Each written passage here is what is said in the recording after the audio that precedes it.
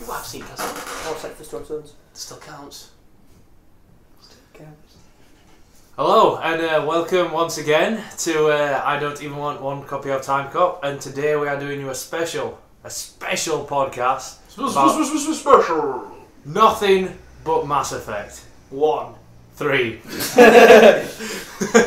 Not one. We're not talking Just about three. anything. No, wait. I'll briefly mention I hate Mass Effect 2's ending, and it screws me, but nothing but 3. We're not allowed to talk about anything other So, than anything. I guess, Mass are we Effect. going spoilerific on this? Spoilerific. It's a spoiler cast for a reason, unless you want to bleep a lot of things. Fuck that. Yeah, So unless and then, wait.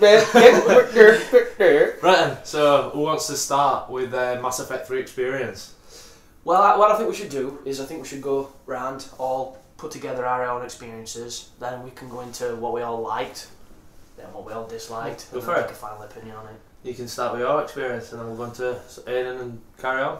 Well, my experience sucks dick, because I had to rush through it to get a guide art, and it's not a way to play a Mass Effect game. But you've gone back to it since. Oh yeah, big time. I'm just What saying do you my reckon to it? first, Oh, your like, first Mass Effect experience. exposure to it was pretty brutal, really brutal. But on my my proper playthrough, I started as a Vanguard. It was on casual. I was biotic charging into motherfuckers and destroying with Nova, and it was pretty good. I don't think that is the way to play that game as a Vanguard, personally, because it becomes more about ability spamming, and I've never really been that type of person that spams abilities on Mass Effect. I played it like a shooter with abilities. And that Vanguard, fuck me. I was learning spawns to tell people on my guide because of what I was doing with him. Like, you know the section where you go to the Elusive Man on Kronos Station, and that very first room where you land, there's like a massive shooter and there's all those atlases coming for you. Well, at the left-hand side of the room, there's atlases with dudes jumping in them. And if you're quick enough, because you're a Vanguard, you can fucking jack them atlases and have no problem in that entire area at all. It's just crazy things. Another one I discovered, you know, at the end where you have to take down the tower that's shaking your screen on Earth before you go and do your final assault. And it says survive, and that Banshee turns up, and you've got that big heavy rocket launcher thing. You fire that at Banshee, and then all cannibals pop up. I didn't realise there were 2 heavy rocket launchers there. Yeah, I didn't I just ran away. I just killed it. I just shot it normal way. Yeah. But there's 3 holes on one side of the wall, and adjacent to that there's 2 holes, and they just keep climbing up. Yeah. And you could just go charge Nova, and you just keep bouncing. I Back and forth stood like at a tennis match. one of the corners and just spammed kills there until the. They stopped coming eventually though, I because didn't. I thought you could have gone for your veteran in that place, because there was a few places I thought you can do it, and I think the only place that feels like it's endless spawns is the end. You know, before you press the final button, when the Banshees keep fucking spawning. Yeah, I thought that. I was sat there trying to kill all them, and then it got to a point where I killed like 4 or 5 Banshees, and like, this ain't going to stop. Yeah, they just keep and I spawning. just fucking Would ran you for want it. to sit there and kill Banshees for hours on end though? Well, that's what I It's thought. ridiculous. It was Well, the like, thing when I did my there's easier ways. second playthrough, I only saw like 1 Banshee, and it was just all brutes. There were loads of brutes on that bit for my second playthrough. There were a few routes on mine, but I killed 2, and then... Well, there's that It's one like wave 26. in there where there's like 9 fucking brutes just like, yo. Oh yeah, there is a bit with like 10 of them. Yeah, and they're all there, and your And then entire it's- team just goes, and it's just you.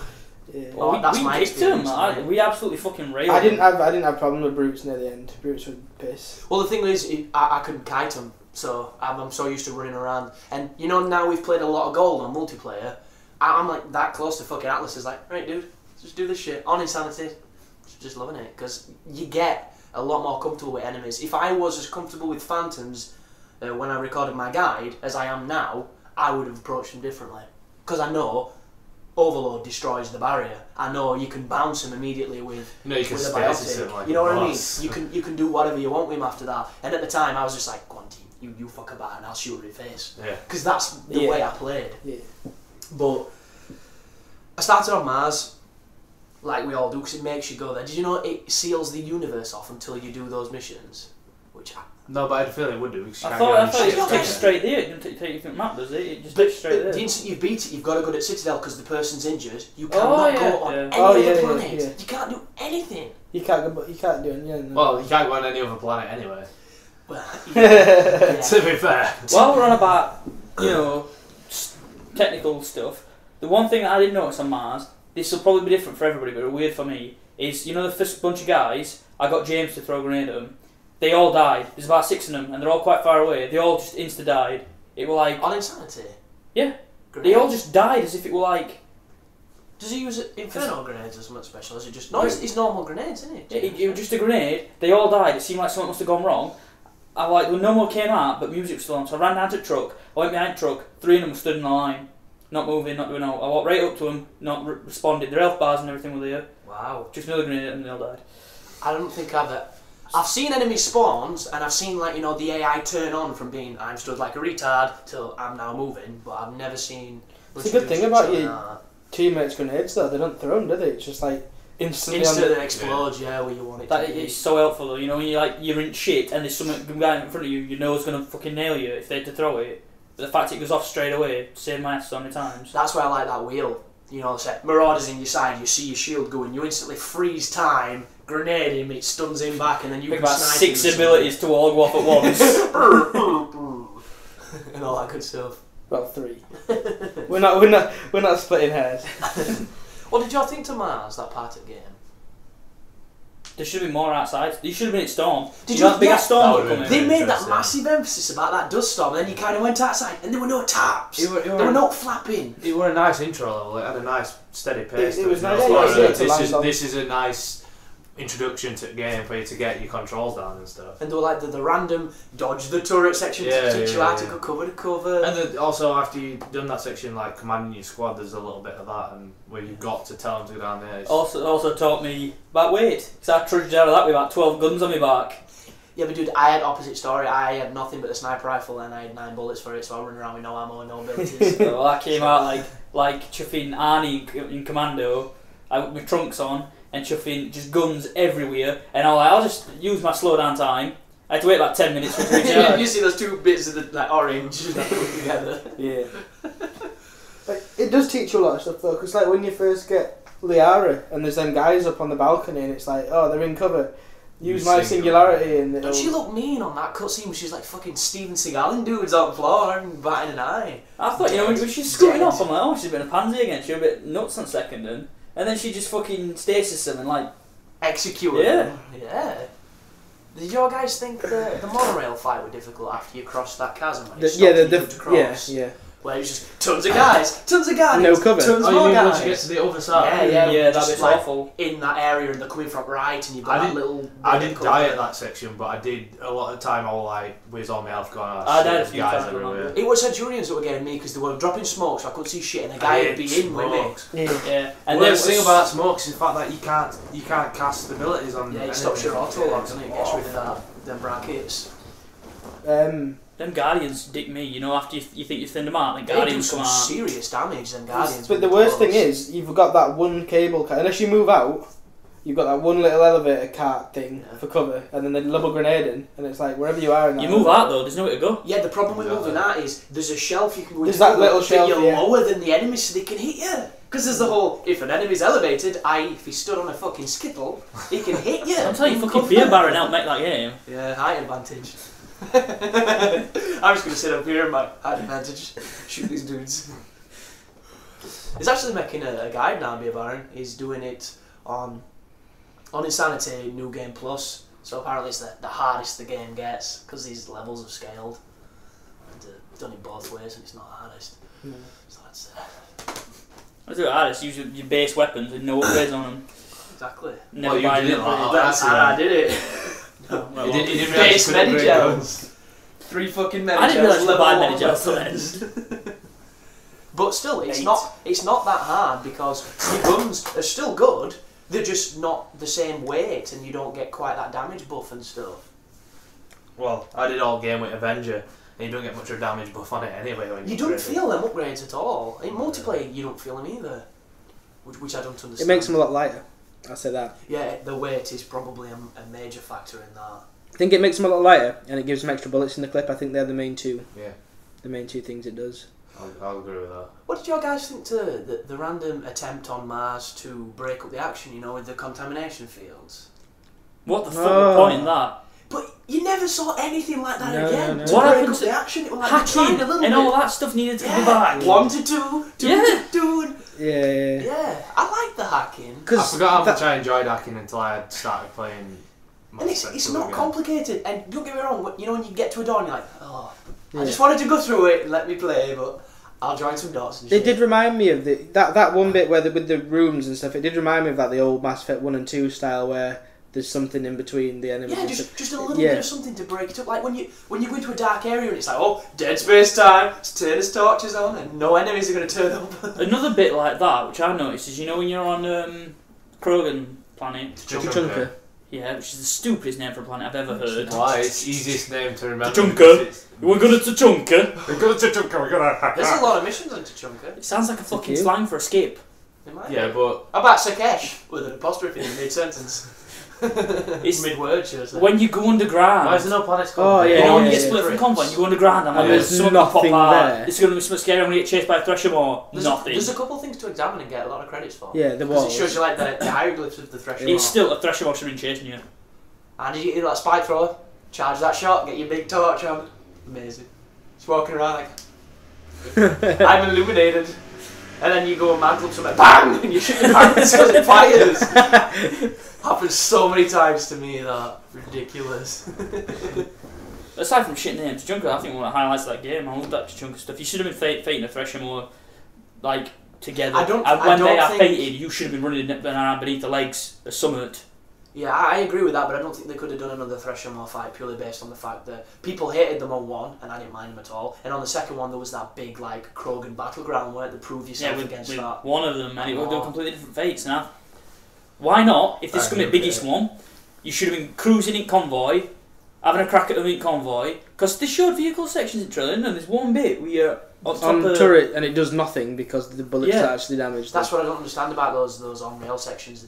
They could feasibly be really good moments, but it's always like, let's wait for the cutscene to kick off after we sat on the Can you turret. imagine if you were being chased by a Threshermore though, in that car, and you were shooting at Threshermore to keep its attention, and then you went underneath Reaper and Threshermore attacked Reaper? That'd be a I love should when have everyone been says, something shoot like the Threshermore. Fucking ride the Threshermore! Why do you, like, Rex the jump on him? Like, roar, tiny hands! Like, just do his thing.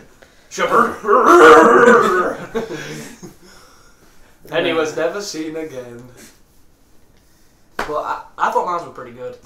They were an interesting opener. It had a nice aesthetic to it. There wasn't too much of the mantling that they fucking love in that game. It's like, oh, Shepard can now climb chest-high walls. Climb, Shepard. Climb for all you're worth. Oh. It's so stupid.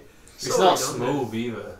That's the worst bit Yeah, about but it, man. when you You went can back, when literally you go went through back to practice. 2 though, it did a lot of mantling on 2 as well Yeah, because but- there weren't ladders on 2. You can't roll on 2. You I can't completely roll? forgot you can't roll yeah, on you 2. can only run, yeah. I couldn't And I when couldn't you believe run, it. you can't infinite run, you get tired and Yeah, then you can't fatigued. run anymore. Yep. I can run fucking more than he can.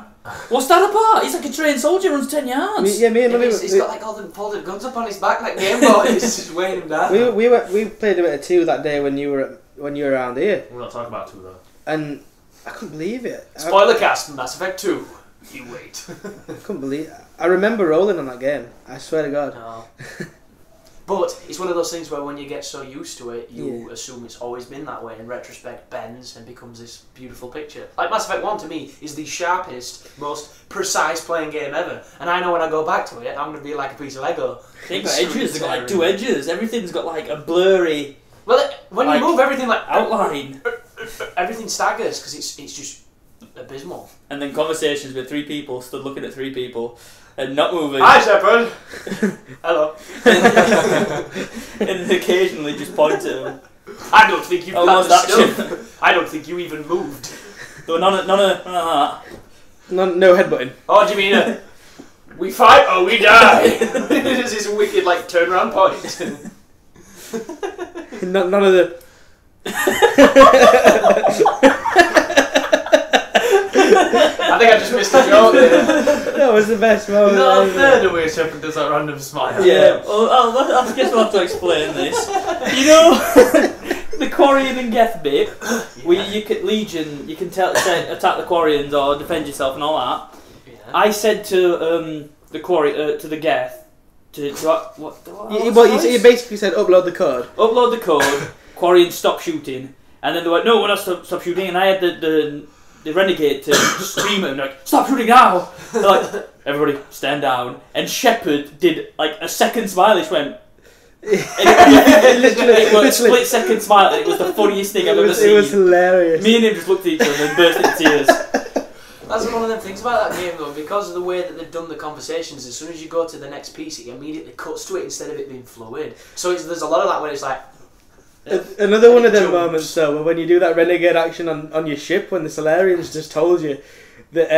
Somebody punch him? No, the Solarians just told you that they've got Krogan females on the planet, and you press a renegade action, he goes up to the table and he says, that's nothing compared to what the Reapers will do, and it pushes off the table and he's like, yeah, I told you, renegade action.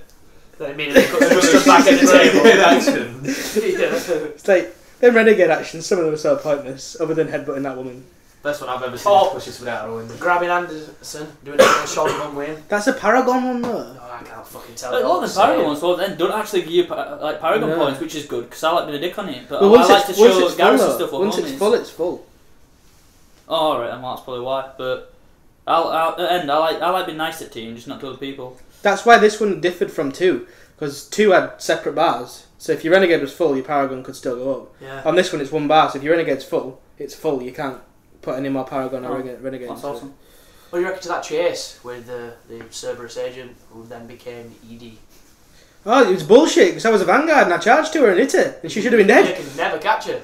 You can never slow her down. Yeah, no, because you get past her and she does that turbo run to get back ahead of you. Yeah. Or she eats you with fire for that fight. I've been to with every biotic ability, I've been bang next to her, I've even tried to break the Overloaded her. You just can't. It's like I've been that. jogging alongside her, I ain't really tried much more than that. It's like that Anderson bit at the start. If you manage to get ahead of him, he does that turbo run to get back ahead of you when you run.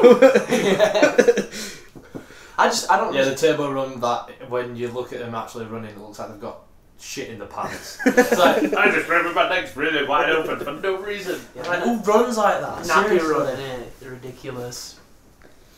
It's a John Wayne run, that's what it is. Big time. But then from Mars you go to the Citadel for your first time ever. Yay! And it's just as disappointing as the second Citadel. Yeah, what did they do to Citadel? The first Citadel was so good. The original Citadel. Yeah. Finding the Seekers, or yeah. whatever they're called. Walking around the Citadel, not going through elevators and... Oh, you're now in your new destination. I just don't understand why we're now all stalkers as opposed to, conversationalists. Yeah. So instead of going up to somebody and being like, I could talk to this person. Yeah, it's like, yo dog! Do you talk? It's like, yo dog, I heard you wanted a fucking pillar of autumn. I got you. Oh, dude. I heard. Is that how he is, Shepard? That's what my Shepard's like. He's like, hey, young man! He's like, I couldn't help but hearing, it's in Docking Bay E. No, but like, go and find someone you can talk to on Mass Effect 3. You'll say maybe 2 words to them or 2 sentences and they'll say something back. You go to Avena, somebody you've already fucking talked to, and she'll tell you everything for hours. Oh, Commander Shepard, this is the Citadel. You've never been here. Game number 3. It's like, what? Woman! Oh! I've become a Spectre for the 4th time. I hate her completely because she talks forever and nobody else does. I didn't even go to her because I knew she would. I didn't go to her, yeah. I'm talking to every motherfucker in this game because there's got to be somebody that says more than a word. Yeah, but if you want your map, it shows you can talk to. Shepard. Yeah, I didn't know that at the time. I'm talking to everything. And most of them are just for handing inside. You know, when you go on your map, it's got names of the people. And it shows you where they are in the I didn't Citadel. fucking know that. I just walk around pointlessly just trying to talk to everybody all the time. I did the exact same, and I still managed to do a 100% completion run of that game in 25 hours. Which is fucking garbage, because my other save files, Mass Effect 1 I think is 50, Mass Effect 2 is 30. Over 30, yeah. And then this is 25. I mean, my guide, 6 hours. It feels longer than Mass Effect 2 though. It's not. You think so? No. I really think so. No. There's You no landed side on quests, planets. Harder. There's no quests at all. Dunt said there's no side quests. They're not compared side. to 2. They are not side quests. Dude. Mass Effect 2 side quests are not side quests. But You get dude, 50 G. you landed on planets. And you shot a bunch of dudes. It's more than fucking, I scanned a planet, here's a rod. Yeah, but there's a few people go here and do this, so that's a few planets. No, but there In the Citadel. There's 5 on...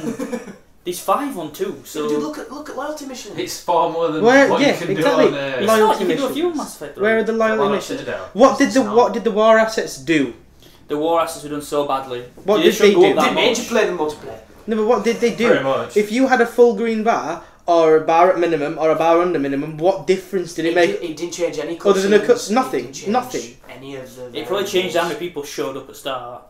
Because I saw the Turian ships. I saw the Asari ships. Yeah, there's a I cutscene. didn't. I didn't see Krogan ones. Something their U ships. Just before you get. Why don't they get about it? They just jump from planet It to says planet. it says on one of They don't have a fleet. They don't have a fleet. Yeah, They just kind of. they're infantry. Oh, they just get on other people's ships. Just strap them. That's They're like Operation Get Behind the Darkies. You strap them to your ship. You were here when we had that cutscene. And I know Solarians, so. But I could never get Solarians. there was a. I could. Yeah, but right, you fucking suck dick on Solarians. I hate you. I cured the genophage, honestly. Well, Solarians come on my ship. So fuck Solarians, I hate them. I'm glad they went with me. I got every single faction on my second playthrough. Fucking Turians are coolest ones. Well, Oh, yeah. on my Renegade playthrough, I just shot everybody. I know you did, you bastard.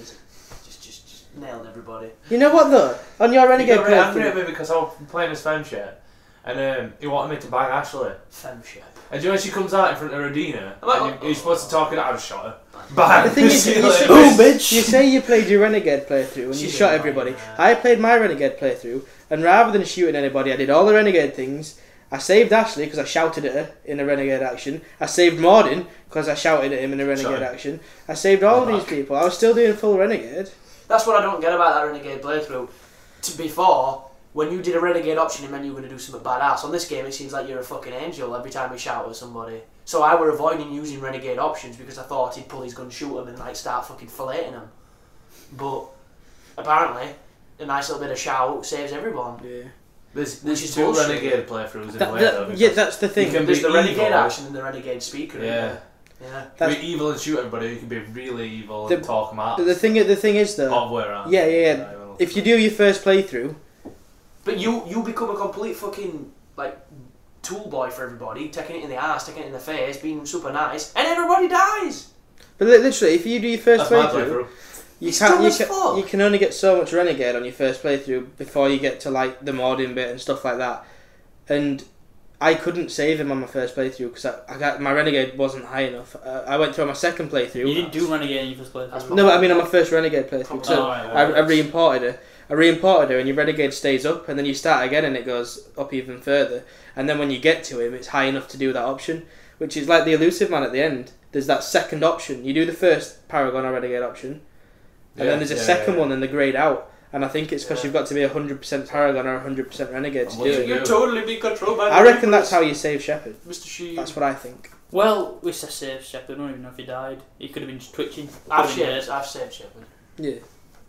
Don't he Most. twitch though, and that's it. He could. Yeah, He his moves body could forward. be spasming. He Yeah. gets up like an inch. He goes, it goes off. If he's shot to shit, I've been hit by a giant laser. Gets in a Fuck. wreck. I still don't understand which one's the good You ending. should see some fucking speculation about that ending, man. My goodness. There's so much like hatred towards it. Well, I think if we're going to ending, we should I would say have so. a big rant now. I don't know. I think we should leave ending towards Till the At end. the end. yeah. It'd make more sense. So what We what made experienced sense this. of the ending? Exactly. But Citadel, not much to do first time you get there. Kind of fucking sucked.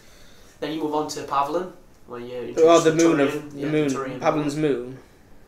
and that's your first experience with the brutes and your newly found turret sections. How did you like them? When as soon as you start shooting something, reload.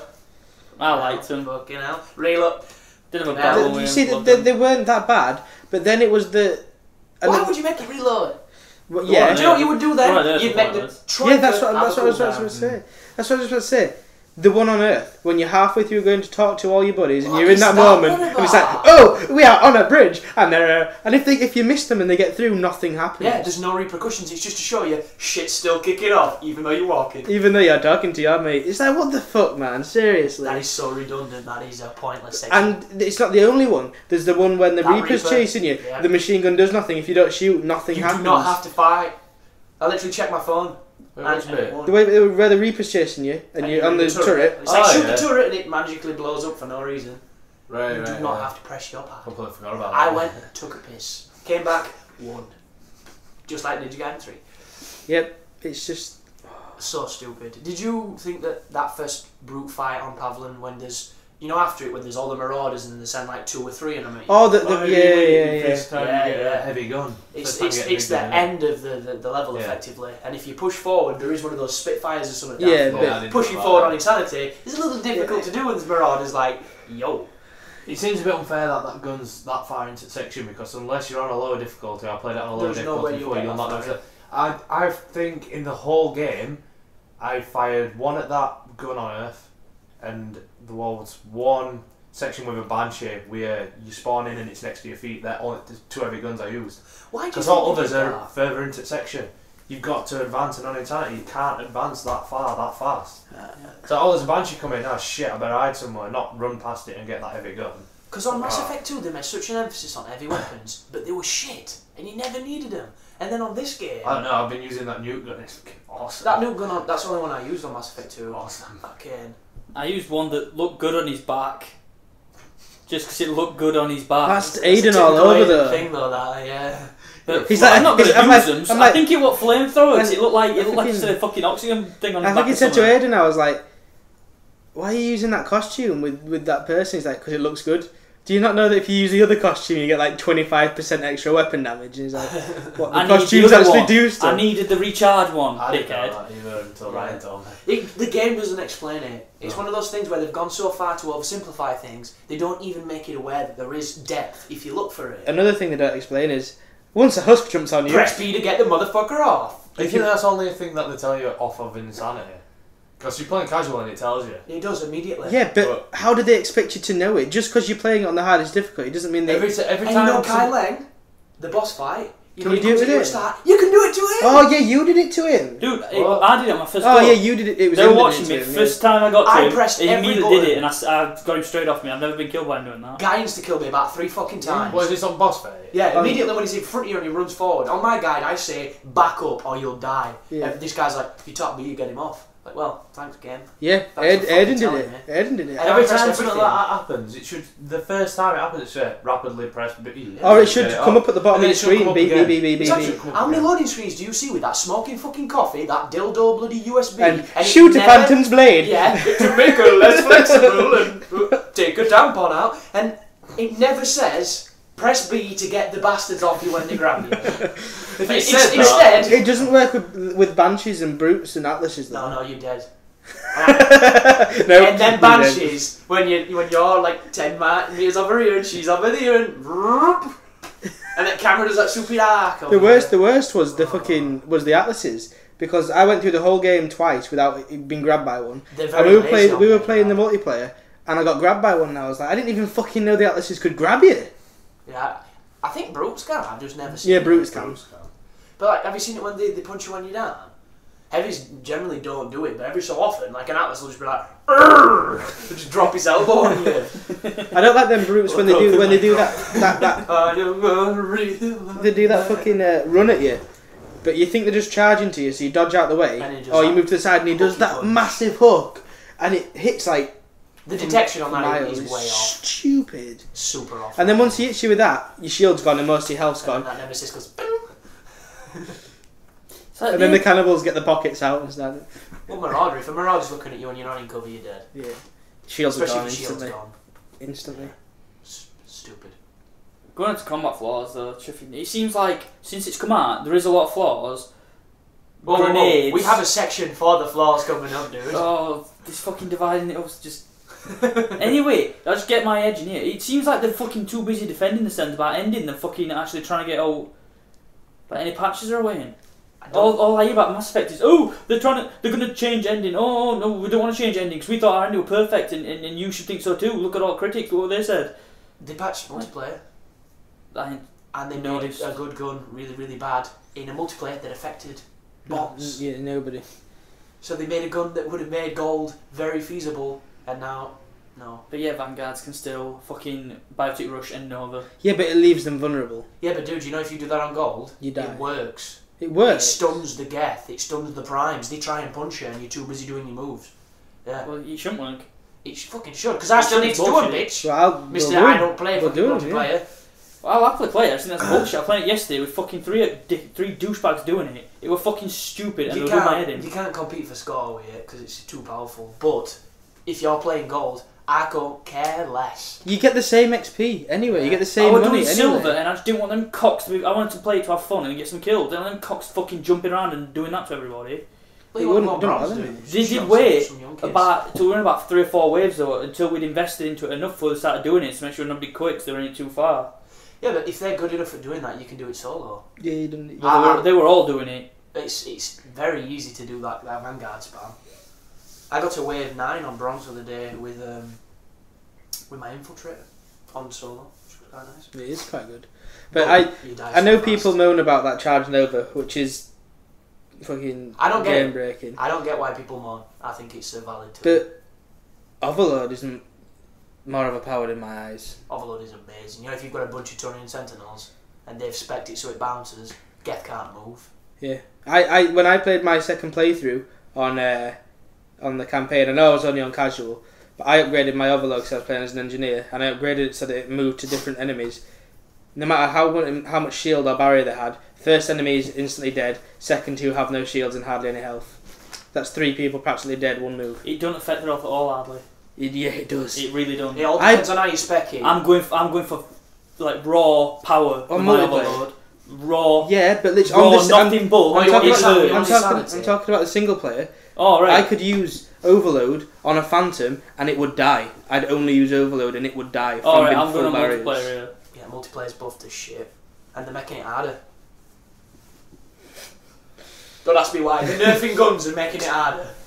Because you know the best thing about that M37 Falcon? You know those Phantom Swarms where you've got like 6 of them at you when they throw them I've in got that wave? gun. I've never used it. It stuns them. And you can stun lock them. So all Phantoms are just getting staggered and you just dun dun dun dun dun. And nah, it don't work as well. So not fair. Not fair at all. I just think Overload's so powerful. It's stupid. I think some of the classes, like the Vanguard has the charge, which gets the full barriers back if they've spec'd it right, and the engineers and stuff, and the Turian Sentinel has Overload, and then some of the classes just have nothing. I will say one thing, playing as a Sentinel on Insanity, I spec'd him towards throw, you know, spamming throw because you can get that double throw. Yeah. They're not very good at killing all. Like, I could not kill a fucking Atlas. It took forever. Because you can't. I think best thing with me overcharge. I didn't spec Warp, and I should have, because Warp is Good. super powerful. Warp's awesome. Yeah. I think best thing with overcharges though, it's not just you doing it. It helps team. Yeah. Especially 'cause when I see somebody with a shield, I'll hit him, and then usually somebody snipes him straight after. Yeah, and that's a problem. Like that's him gone. That's the thing I like about It's stasis. awesome. That's the thing, yes. Your state when you were playing with that stasis thing the other day, me and you, I had my Widow, you had your. I don't know if you're on back to your Mantis or your Widow. With all your rifles. We were playing with our rifles, and Lummy was stunning them with the stasis, and it was just like heads gone. I did that Head's in gone. campaign though, you know, against Marauders. I would hit them with stasis with Liara. One shot took the shield down, other shot took their head. I never spec stasis with the. Yeah, I had singularity for like. Is there a stasis field? Can you get like? Yeah. That's the last upgrade for it. That Yeah, bubble. stasis. That's what I've got on Oh, my so you can get more than one of them. You can get like Yeah, a whole. if So they're if running they're coming to through it. an entrance, just drop it in. But if the stasis doesn't work if they've got a shield, does it? I think it's armour. It's armour that stops Armour it. that don't. Armour. It's only big guys. It So works what- on. So it works on. Oh, it's singularity. Yeah. Singularity doesn't work when you've got a Someone shield. Phantom shield, yeah. Yeah, Oh. it don't work on Geth Pyros either.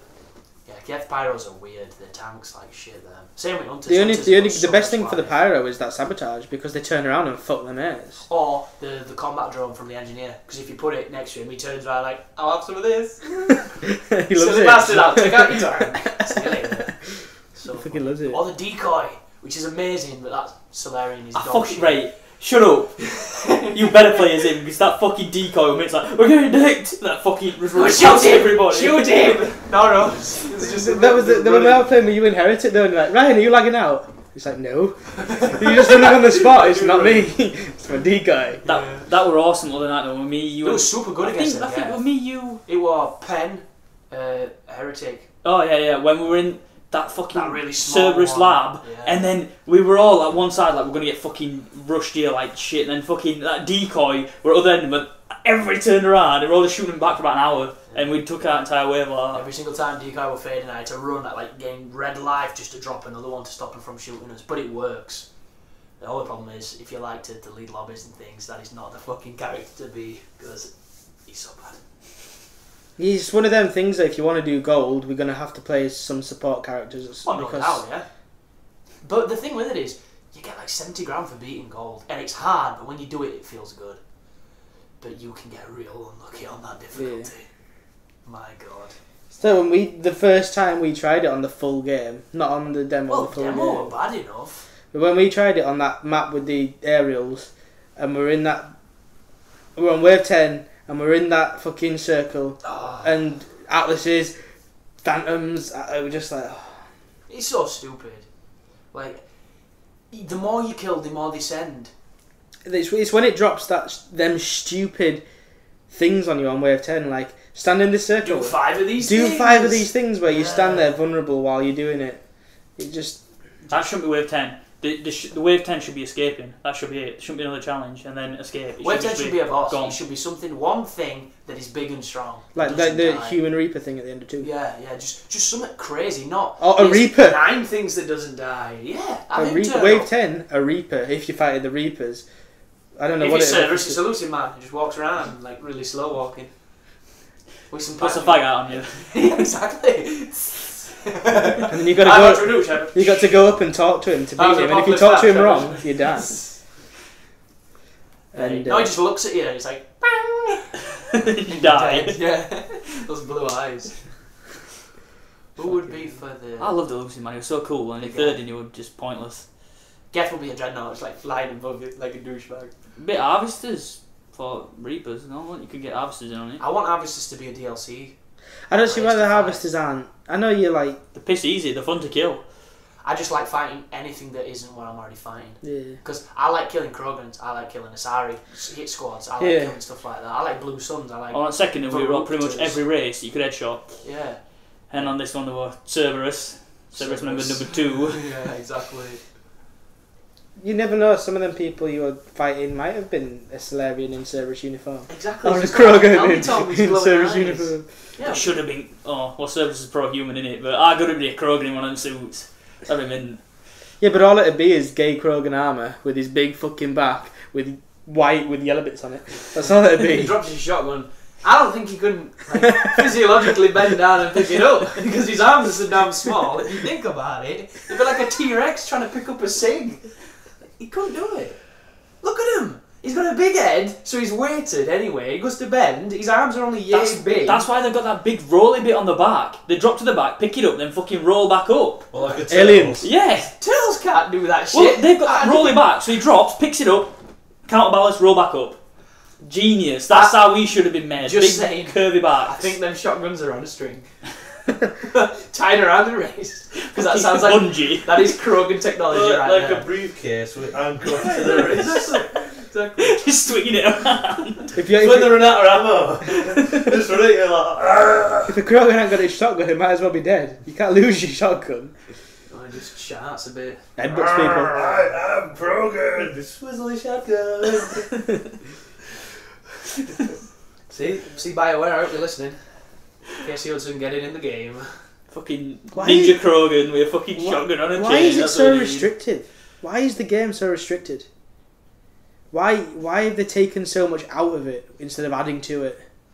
I think the big thing for stuff like that, the big argument in their favour is they kind of set it up with marketing as if it were going to be this game that these new players are going to discover. The perfect game for people to come in and play. The third of a trilogy of a deep space opera. I understand if they'd have done that on the next one where they're starting a new trilogy or they're starting something new. Do you think they will? I don't know. I think they'll wait, because BioWare they've been making Mass Effects for a while now. I reckon they're going to go on to something different. It's one of the things though. Mass Effect Wars. They can't I can afford see to stop. You could slap Mass Effect on anything. Obviously they're going to keep going and do well, but if they slap Mass Effect on anything, it'll sell. Look at Halo Wars. Yeah. Sack of shit. Sold well. Whoa! Yeah, some people liked it. The thing is though, they've got enough races and they've got enough weapons and they've got enough stuff to be able to do a RTS game. All you got to think as well is that is coming from like a fucking PR perspective. That are making money. That's a financial analyst going, if we put this name on it, it will sell. BioWare came from making PC games, and they came from the whole we have pride in what we make. So I don't think they're going to fucking sponge it. They're not going to do an Activision. Yeah, but they're selling packs for Microsoft points. Yeah, but what you got to bear in mind with that, dude, is Microsoft sets the licensing and Well, regulations for those packs. Look at Valve. Valve wanted free DLC for Team Fortress. Yeah, we were talking about this earlier. Fucking let them. Yeah, so we were talking about this it's earlier. alright saying Mass Effect aren't going to sponge and stuff like that, but what DLC you got announced for Final Fantasy 13-2 over there? Mass Effect Armor. Yeah, but that's different. And all the Mass Effect 2 fucking DLC was character armor and character this and guns and... Because is Square Suicide Enix missions that don't work. It should can knock out in about 2 minutes. It's the same with Mass Effect 2. All DLC, except Slayer Shadow Broker, stuff that knocked out in 5 minutes, piece of shit, who usually skins. Yeah, no doubt. But the Cerberus network was supposed to alleviate that, And wasn't it it? fucked up And massively. it didn't. Yeah. You get you fucking buy that new. You got that Cerberus thing. You got what happened was... Zaid fucking whatever his name is. And the elusive man turned onto the Reaper's side so that we couldn't use the Cerberus network anymore, so they had to sell us stuff. But did you not keep up with the story? Jesus. I didn't read the headlines every time I turned game on. We all bought that fucking season pass, and that's not exactly wowing us. And this is Epic here, and Epic are good for that kind of Ram's stuff. Shadow was the only thing good out of that season pass. And now we've got nothing else. No. The character that should have been in game from start was my favourite character, and she in DLC. Exactly. Female Billy Connolly. I don't know, man. I just... Fucking burning. She's mint. Her voice is annoying as fuck. See, the thing with BioWare, they did Mass Effect every 2 years, and in between they did like a Dragon Age. So well, there's 2 different sides of teams that are doing them. Oh, is there? Yeah. Well, I don't know. Because while one's getting ready to go gold and then coming out, they're already half the team's already working on it because they're split that way.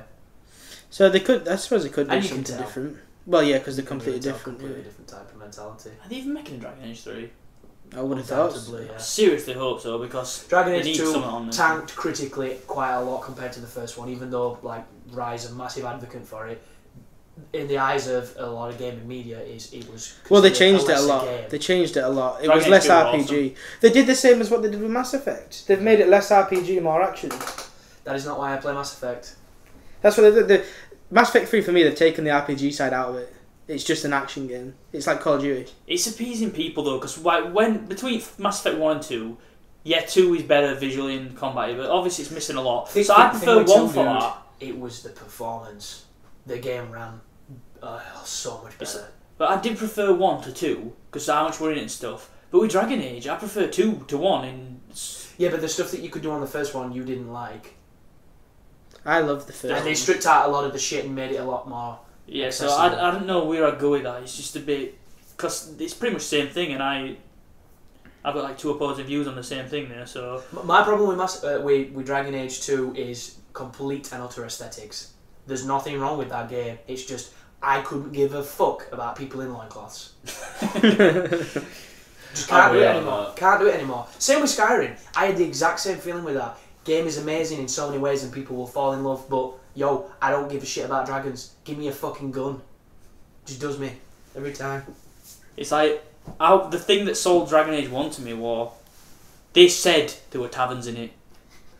There is no taverns in it. You can probably go in it, but I wanted to go in and punch a woman with a fucking flagon.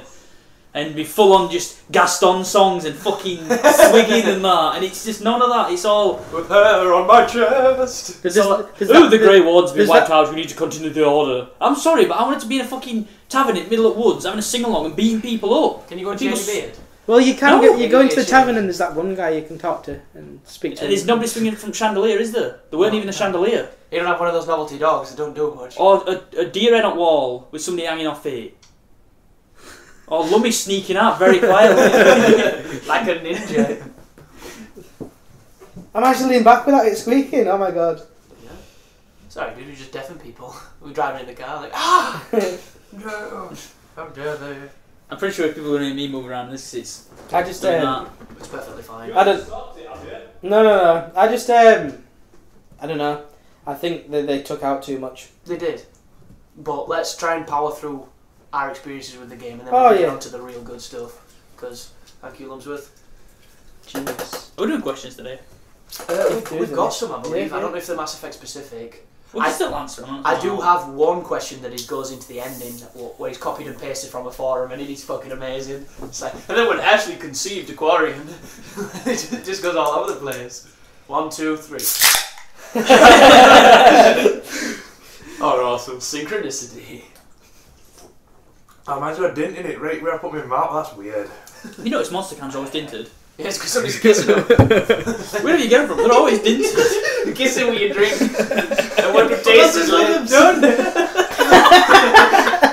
It's like a little lip rest. When people start listening, like, what the fuck? I could put my bottom lip in it and just. It's like. It's And this quite one guy now sat with a monster going, them bastards. No, there's one We're guy going. digging his That car. was me. It's just like, fuck this bloody Mass Effect cast, it's a monster cast. Yeah. Got one on the other side as well. What the fuck have they done to my car? There was one on the shelf and I was going to Yeah. buy it, but it were empty. I've got a little one here. Some little kid decided to nibble on the side of mine. Mine's pristine. Oh, teeth marks. Mm-hmm. So is there anything else noteworthy that happens on Pavlin? Any of your guys? Pavlin? Yeah, why aren't you on that big fucking planet? I know. That's on fire. Yeah. Why did you not do the moon stuff then go to the planet? Yeah. There should have been like, you should have got in the Why- Dead Space ejector chairs Why and is fired there down a to mention? it. Why does he say, like, I'm from that big glowing orange part? You've got any family there? Yeah, my dad and a sister. Why And you just went Save get that them, kid, yeah, it's just Give like, me a minute. you could land Why there I'll and be there in could the be shit car. falling over. you know what though? The side quests are so ridiculous, and there's people having arguments about refunds in shops. I've lost There's the a banner. fucking war going on. Why aren't the side quests? My That sister. is a pacing issue. That. It's like it is the end of the world. That's the problem I've got with It's the a whole game, huge though. war. Yeah, we will talk My about sister's it. missing. Go find her. How difficult is it to put in side Yeah, quests? but it's like saying why, when the war starts at the beginning of the game, do you fuck off to the other side of the universe and be all like, yeah, I just casually walk around Citadel. You should start where it's casual and then shit should kick off halfway through the game. It's a patient issue. For me. Yeah, Well, they're the same. Not even if to the do with start that. of the game was in the middle and the middle of the game was at the start, it would make more sense. Flashback. Well, it make more sense. wouldn't getting it? your galactic readiness up Yeah. before they actually arrive. Yeah, but Exactly. You actually are that would ready. mean people listening to So, Shepard. so you know, it's like the council wouldn't listen. Then why didn't we spend the last 6 months doing something? Anyway, yeah. It's Oh, you were docked. You were grounded. Yeah, they that- took that- the Normandy that's- away. that's the Get thing. another fucking plane. That's the Let's thing, go it's like like- gorilla on this shit. Yeah. It's like the start of this game. It's like the council said no again. Oh really? I only saved your life twice. Within 5 minutes, you're rebelling against the fucking council, doing something about it. What happened to the past? God knows how long that you've been doing Yeah. nothing. And what happens if all council are dead on your game? I don't know because they're it's not like- on mine. It's like It gives you a new council. you two won't. Oh, wow. You two won't know, will you? No. Because you didn't do the DLC. But it's like when you get that Prothean, and he's like, he says something about because you've seen I the am beacon. Turbic. He was like, I've seen the If you've seen the beacons, why was nothing done? You know, why didn't you heed our warning and stuff like that? And it's like, well, That's cool, that, but making that character DLC, mm. fucking criminal. It was shit anyway. They should have done. DLC is criminal. They should have done what they did with That's it, Zaid enough. and put a code in. Yeah, definitely. But day one DLC on any game is criminal. Day 1 DLC don't bother me at all as long as I don't have to pay for it. Oh, fair enough. Right, if you don't have to pay for it, day one DLC is fine, but day one DLC you do have to pay for is absolutely scandalous in any game. I do think that the biggest problem with not actually visiting the Turian planet, and I think we can all agree, is the prospect of seeing a Turian outside of his armour. Because if you think about it, It's not just we've that, never is it? seen him all silicone and sexy. What's they all walk around naked on the normal planet? Of course Maybe. they do. Look at Cyrus. There's also He's got, the whole flower Garrus dresses and things. Garrus is wee in every game, innit? Hmm? Yeah. And then you Never sees dick.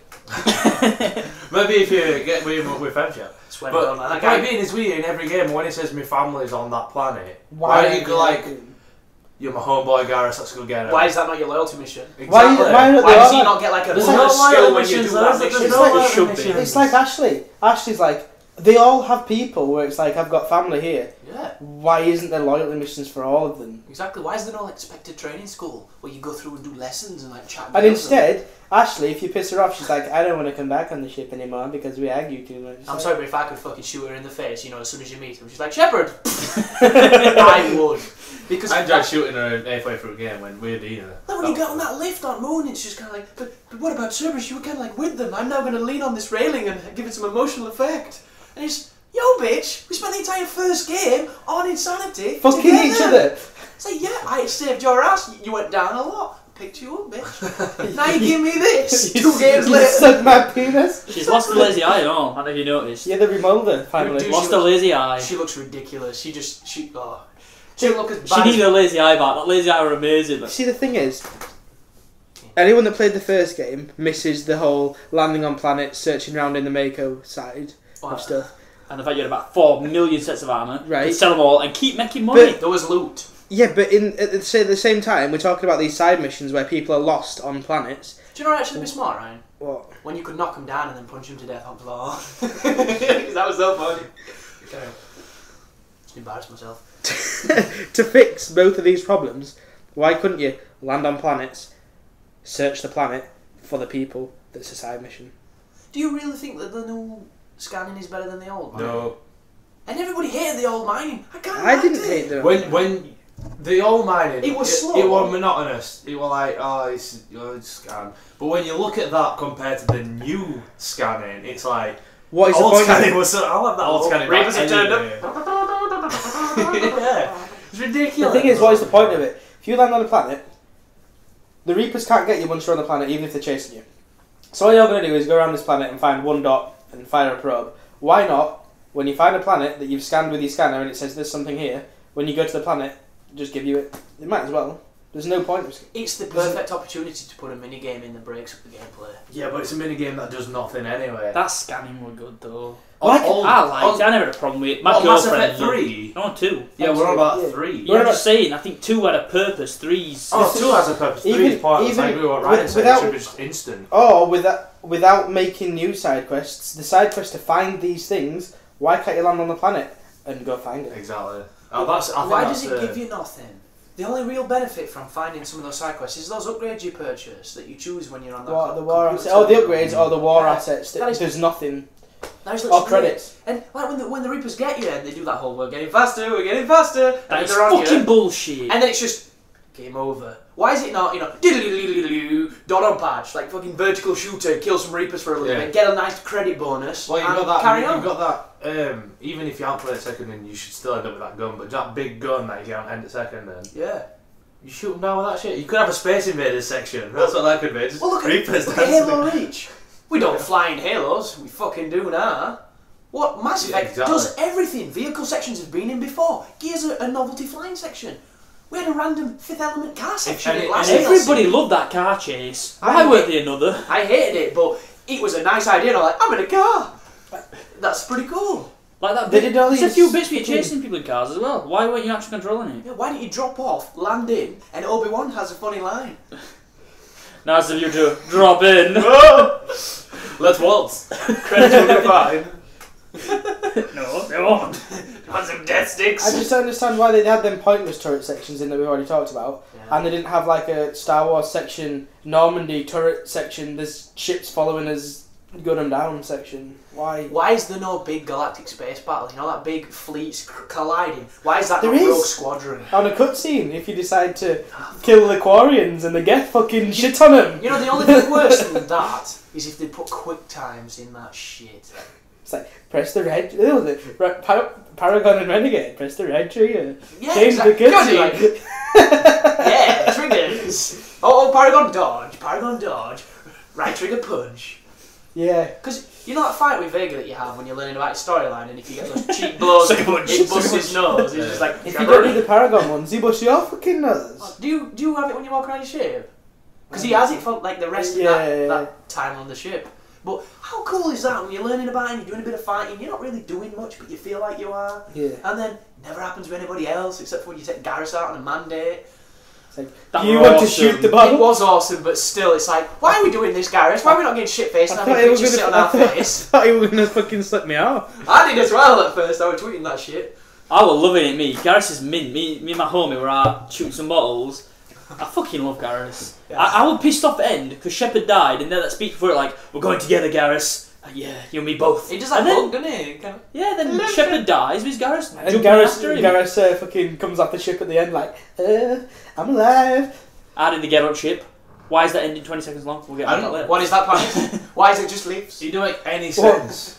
Why are the leaves synthetic? So whereabouts are we then? We're still doing experiences, but we're we're on Pavlin Moon, but nothing else really. Nothing else really kicks off on Moon. Because it's I've already discussed it else, so I don't have to discuss going back. My one thing I want to say about Palaven is, why was that guy you were trying to rescue on the moon? You should have landed on Moon, gone, what situation? He's down there, he's in that burning city, getting this shuttle, fire you at Chuffing Planet, super fast Why are they all on the insertion. moon? Yeah, but you know when you were picking your mission and you were on that big ass planet, and then suddenly, as if you zoomed in into a little tiny moon and you couldn't see, because it don't look like you're landing on a moon. It looks like you're landing on the planet. Power, Yeah. But it's just I don't know. That it wasn't a bad section, No, but at the I same liked it. time, it wasn't one of them sections where different things could happen. It was very scripted. It was very scripted. It was like you go here, And those you do sections in this. between where it's like run across the moon, mantle, drop, mantle. Oh! There's the spaceship that's crashed Do in you the know that way. little slide bit on Palaver Moon? It's like, Jumps I'll down the hill. have a little slide here. It's like, you could just walk down that. It's completely pointless. You've slid for the whole of 5 metres down a gradual slope, but you could just walk. That's the slowly. most contrived section about that part of the game, where it's like, I'm talking to the general. Oh, there is a wall on the east that you should probably go to. You go there, it lowers, fight some husks. You come back. Oh, there is a wall in the north that you might want to look at. Yeah. You go there, fight some dudes, come back. Oh, guess what? No, dickhead. I want to do something fun. That turret though, you're not turret there, Matt. You don't even need to use a turret.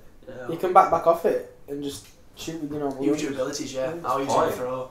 Because they climb up the walls and they come in on Because you. you know when you're reloading every 5 seconds, and he's just like, why am I using this bag of shit?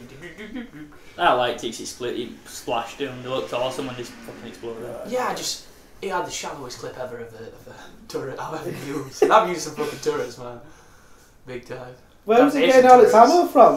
When you reload it, you just stand there like, oh, it's reloaded It itself. just rubs Awesome. its hologram, doesn't it? And it comes back.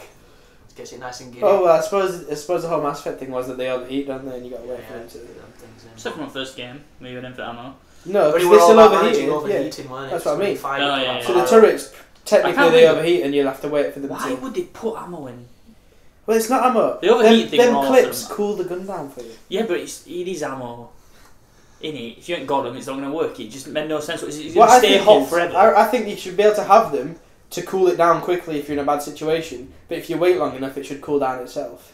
That Yeah. was the thing that I just didn't understand. Guns. The emphasis, there's a H there. The emphasis on the first one was the classes dictated what guns you could use. Yes. It didn't dictate what guns you could equip. You just were really shit with the ones you weren't. You weren't good efficient with them, Yeah. and you could do your training on the ones that you were supposed to be good with. And it made it so that the soldier could use everything, and that's why I picked him, because I liked using the guns. Yeah.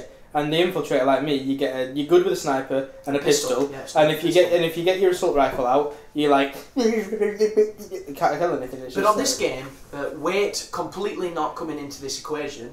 What is the difference in playing as a class Yeah, there is. when it comes to weapons? Just abilities, isn't it? You know That's what I all mean? it is. It's done It's such It's a like- left turn from the guns to like just use these awesome abilities. It's like which abilities would you like today, sir? Yeah, and don't get me wrong, the abilities are cool, but I don't want to be that guy that sits in cover 9 mile away throwing fucking. What I don't energy. understand is I picked my infiltrator because that's who I've been throughout the whole game, and he's changed. I can be an infiltrator with a shotgun and an assault rifle. What? That's not an infiltrator. Yeah. That is, Just like I felt robbed because I picked soldier. I've been a soldier every game. I've always felt. so you could use all the weapons. If you use all the weapons, on you get this fucked. on this one, it's Yeah, like because they're I not didn't good see enough. much point in being a soldier. You get some more rate abilities, but they don't seem as good as others. No. Only The one I problem like being a is to slow soldier down is time. the only problem with being a soldier is like when I You're first in started time playing it, and I had shit. every gun on. When you got every gun on, this game focuses on biotic abilities that much because of weight issues. And it's like, what's the point in having every gun? Tell you something, going back to 2 though, he looks stupid with about 8 guns on his back. Oh yeah, but Oh, at it least looks the ridiculous. cooldown was same. Going not- Yeah, it looks stupid. Like, on 2 when I was playing, I thought he looks fine. Look at 3 and then look at him now, with these about 20 guns just stacked on his back. I took the same mentality that I have from the campaigns into the multiplayer though. So when I first played as my quarry and infiltrator, it immediately gives you an SMG to use because Yes. it's kind of like what you should use. Yeah. And I didn't realise you could put anything else on. So I was using the worst fucking gun ever, and being like, why would anybody be this person? First thing I did was take it off and put a heavy pistol on, sniper heavy pistol, as opposed to a sniper. Oh, when I realised, sniper. You see, because they sort of do it for your characters that you bring with you. Because it's like, this person can only use 2 weapons, Yes, it's sir. only these 2 weapons. Yeah, but why can't you take one off them? Because they never change. Unless you tell them to change. So dumb. Their cooldown would be so much better, and they would be so much more effective. Because, like, I give Vega that claymore just in case Hulk gets close. He never changes to it. He's just like, I'm shooting. It's like, put your fucking shotgun on, man. They Do some changed it damage. second, didn't they, whenever they wanted? Yeah, they did it a lot.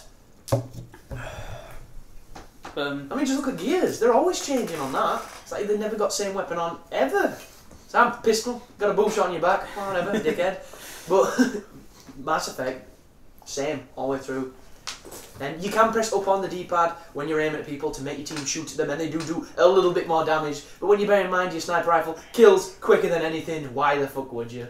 It gets to the point where if I'm reloading and someone's about to shoot me, left or right, it's either overload or something else that will knock them on their ass. So I don't think I pressed it once. I did it at the start, but if I'm about to get hit by something, it won't want to let it go left or right to hit them and not make them stop. You didn't map powers though to your left and right. I did. I just had what was mapped when they started. Yeah, but it's not that on the bottom. If you've not mapped them, it's not nothing. It's not mapped. It's what the ability they last use is at the bottom. So if you press it again, they use the ability they last used again. Oh, right, so if they use something different automatically, when you press it, they'll use what I they went last through most used. of the game with Gareth just having conclusive shot on.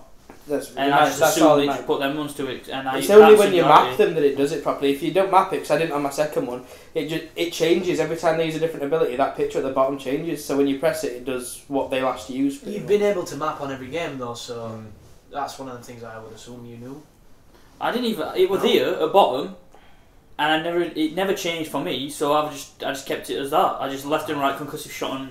When I start specking something, map an ability, put a round on like fire and shit every time. Make sure they've got ray gun, make sure they've got slam type on, and make sure they've got ray gun. But you use your radials a lot. If you wanted to use an ability, when I first started watching you when you were on Pal of the Moon, rather than pressing left or right, you'd get your radial up every time and pick what you wanted to do. Yeah, I do use my radial a lot. I use left and right. Do you use it for slowdown, or is it just the way that you've been used to playing? It's just so I can aim as well while you're doing it. Yeah. But I use my left and right when they're in a big fight and I just want to get something thrown out or do something. If I'm getting rushed, I'll use a good radial and do it, because that way I'm definitely going to win. You're also safer while you do it. Yeah, and if I hit fucking left or right and accidentally press up or something daft, I might not survive it. So radials just seems to be the way to go. We're moving from the moon. There's a side mission that you can do with the Ragnai, which is on something fucking crazy named planet like Rannoch or something. Fucking waste that. Pointless that. It was such a good idea at first then. And then all through second and I can't wait for them to come back. That you're going to be fighting at end and all right now you're going to cruise in. They didn't. What did you reckon to your first encounter with Ravager? Where you drop down and there's them husks running at you and it's noob tubing you from distance, completely covered in blood. That ball bag one. Yeah, it's just like, dun, dead. Fucking no cover. Until you figure out that when they've got the blue lasers on you, that's when you've got to worry. Yeah. Then you're like, what the fuck is this enemy? And I didn't realise until we started playing co-op that if you shoot it in ball bag, then swarmers pop out, yeah. Which is pretty much just alien blood. Yeah. Because all they do is fucking melt your shield. Which is super gay. Considerably gay. But you don't have to do that mission though, do you? No, completely optional. Which one? The Ragnar one. The Ragnar. Oh yeah. And Grunt. Cool, one of the coolest guys out. Oh, Mass Effect. Why is he not on your team? Grunt is not on that mission if you don't have Grunt. Yeah, it's got Dag. Yeah, and he's a dick. Ooh. And he dies. If you don't Renegade one, but if you don't Renegade one way, Grunt survives. He gets Starship Trooper raped. He gets fucking raped. Yeah, not Dag. But it's the one with the really gay helmet that's got them little bumps on it as opposed to just a circle. I ain't seen him. Like when your guy said that Reeves a douche, I completely know what you mean now, 'cause I fucking met him. Well, he's in when you've got Rex. He dies in a car He dies in that car. You know the car that gets. Yeah, but when I did that section, you said. It doesn't say Rex. No, but it doesn't say Rex. No, but you said the guy who dies when you've got Reeve looks like Rex. Yeah, he does. He's got red armour on. Yeah, so it's like it swaps them around. It is a good perspective though, you know, when Rex is dead and you've got that Reeve, because when you talk to Eve, she's always on about like how not Rex was a more. When you're doing that fight, the one that's on the demo with the Atlas, and that Reeve's like, destroying things is your specialty, isn't it, Shepard? And Garrus, if you got him with him, says, this guy makes me miss Rex and all this. Yeah, because Reeve's a dick all the way through. He's just like, we control these people how we win a war, and then you can study them and we'll fuck them over. Yeah, that depends on whether or not you've got. Oh, I'm not about Rex. I'm on about Reeve. I'm just saying I liked having Rex because you're always like, you're my homie, and I've been nice with you. Rex is awesome. I have seen Reeve. He died in that car crash with me, and it were awesome because Rex is like, the guy's a douche anyway. You start a new game and you're like, I can pick who's died and shit. No, nobody's in your game. You can pick literally Ashley or Ashley, Caden, or lots of casual. Has any of y'all got Caden? You'll never see Thane. I did on one place. Legions, the Geth AI. Yeah, Geth 6 VI, or something, yeah, innit? Geth VI, yeah. Virtual intelligence, bullshit. or whatever it is. And then What's Tally then? Who plays? Is Tally's Tally's in it because she's part of your crew. Because she's in Mass Effect 1. Good point.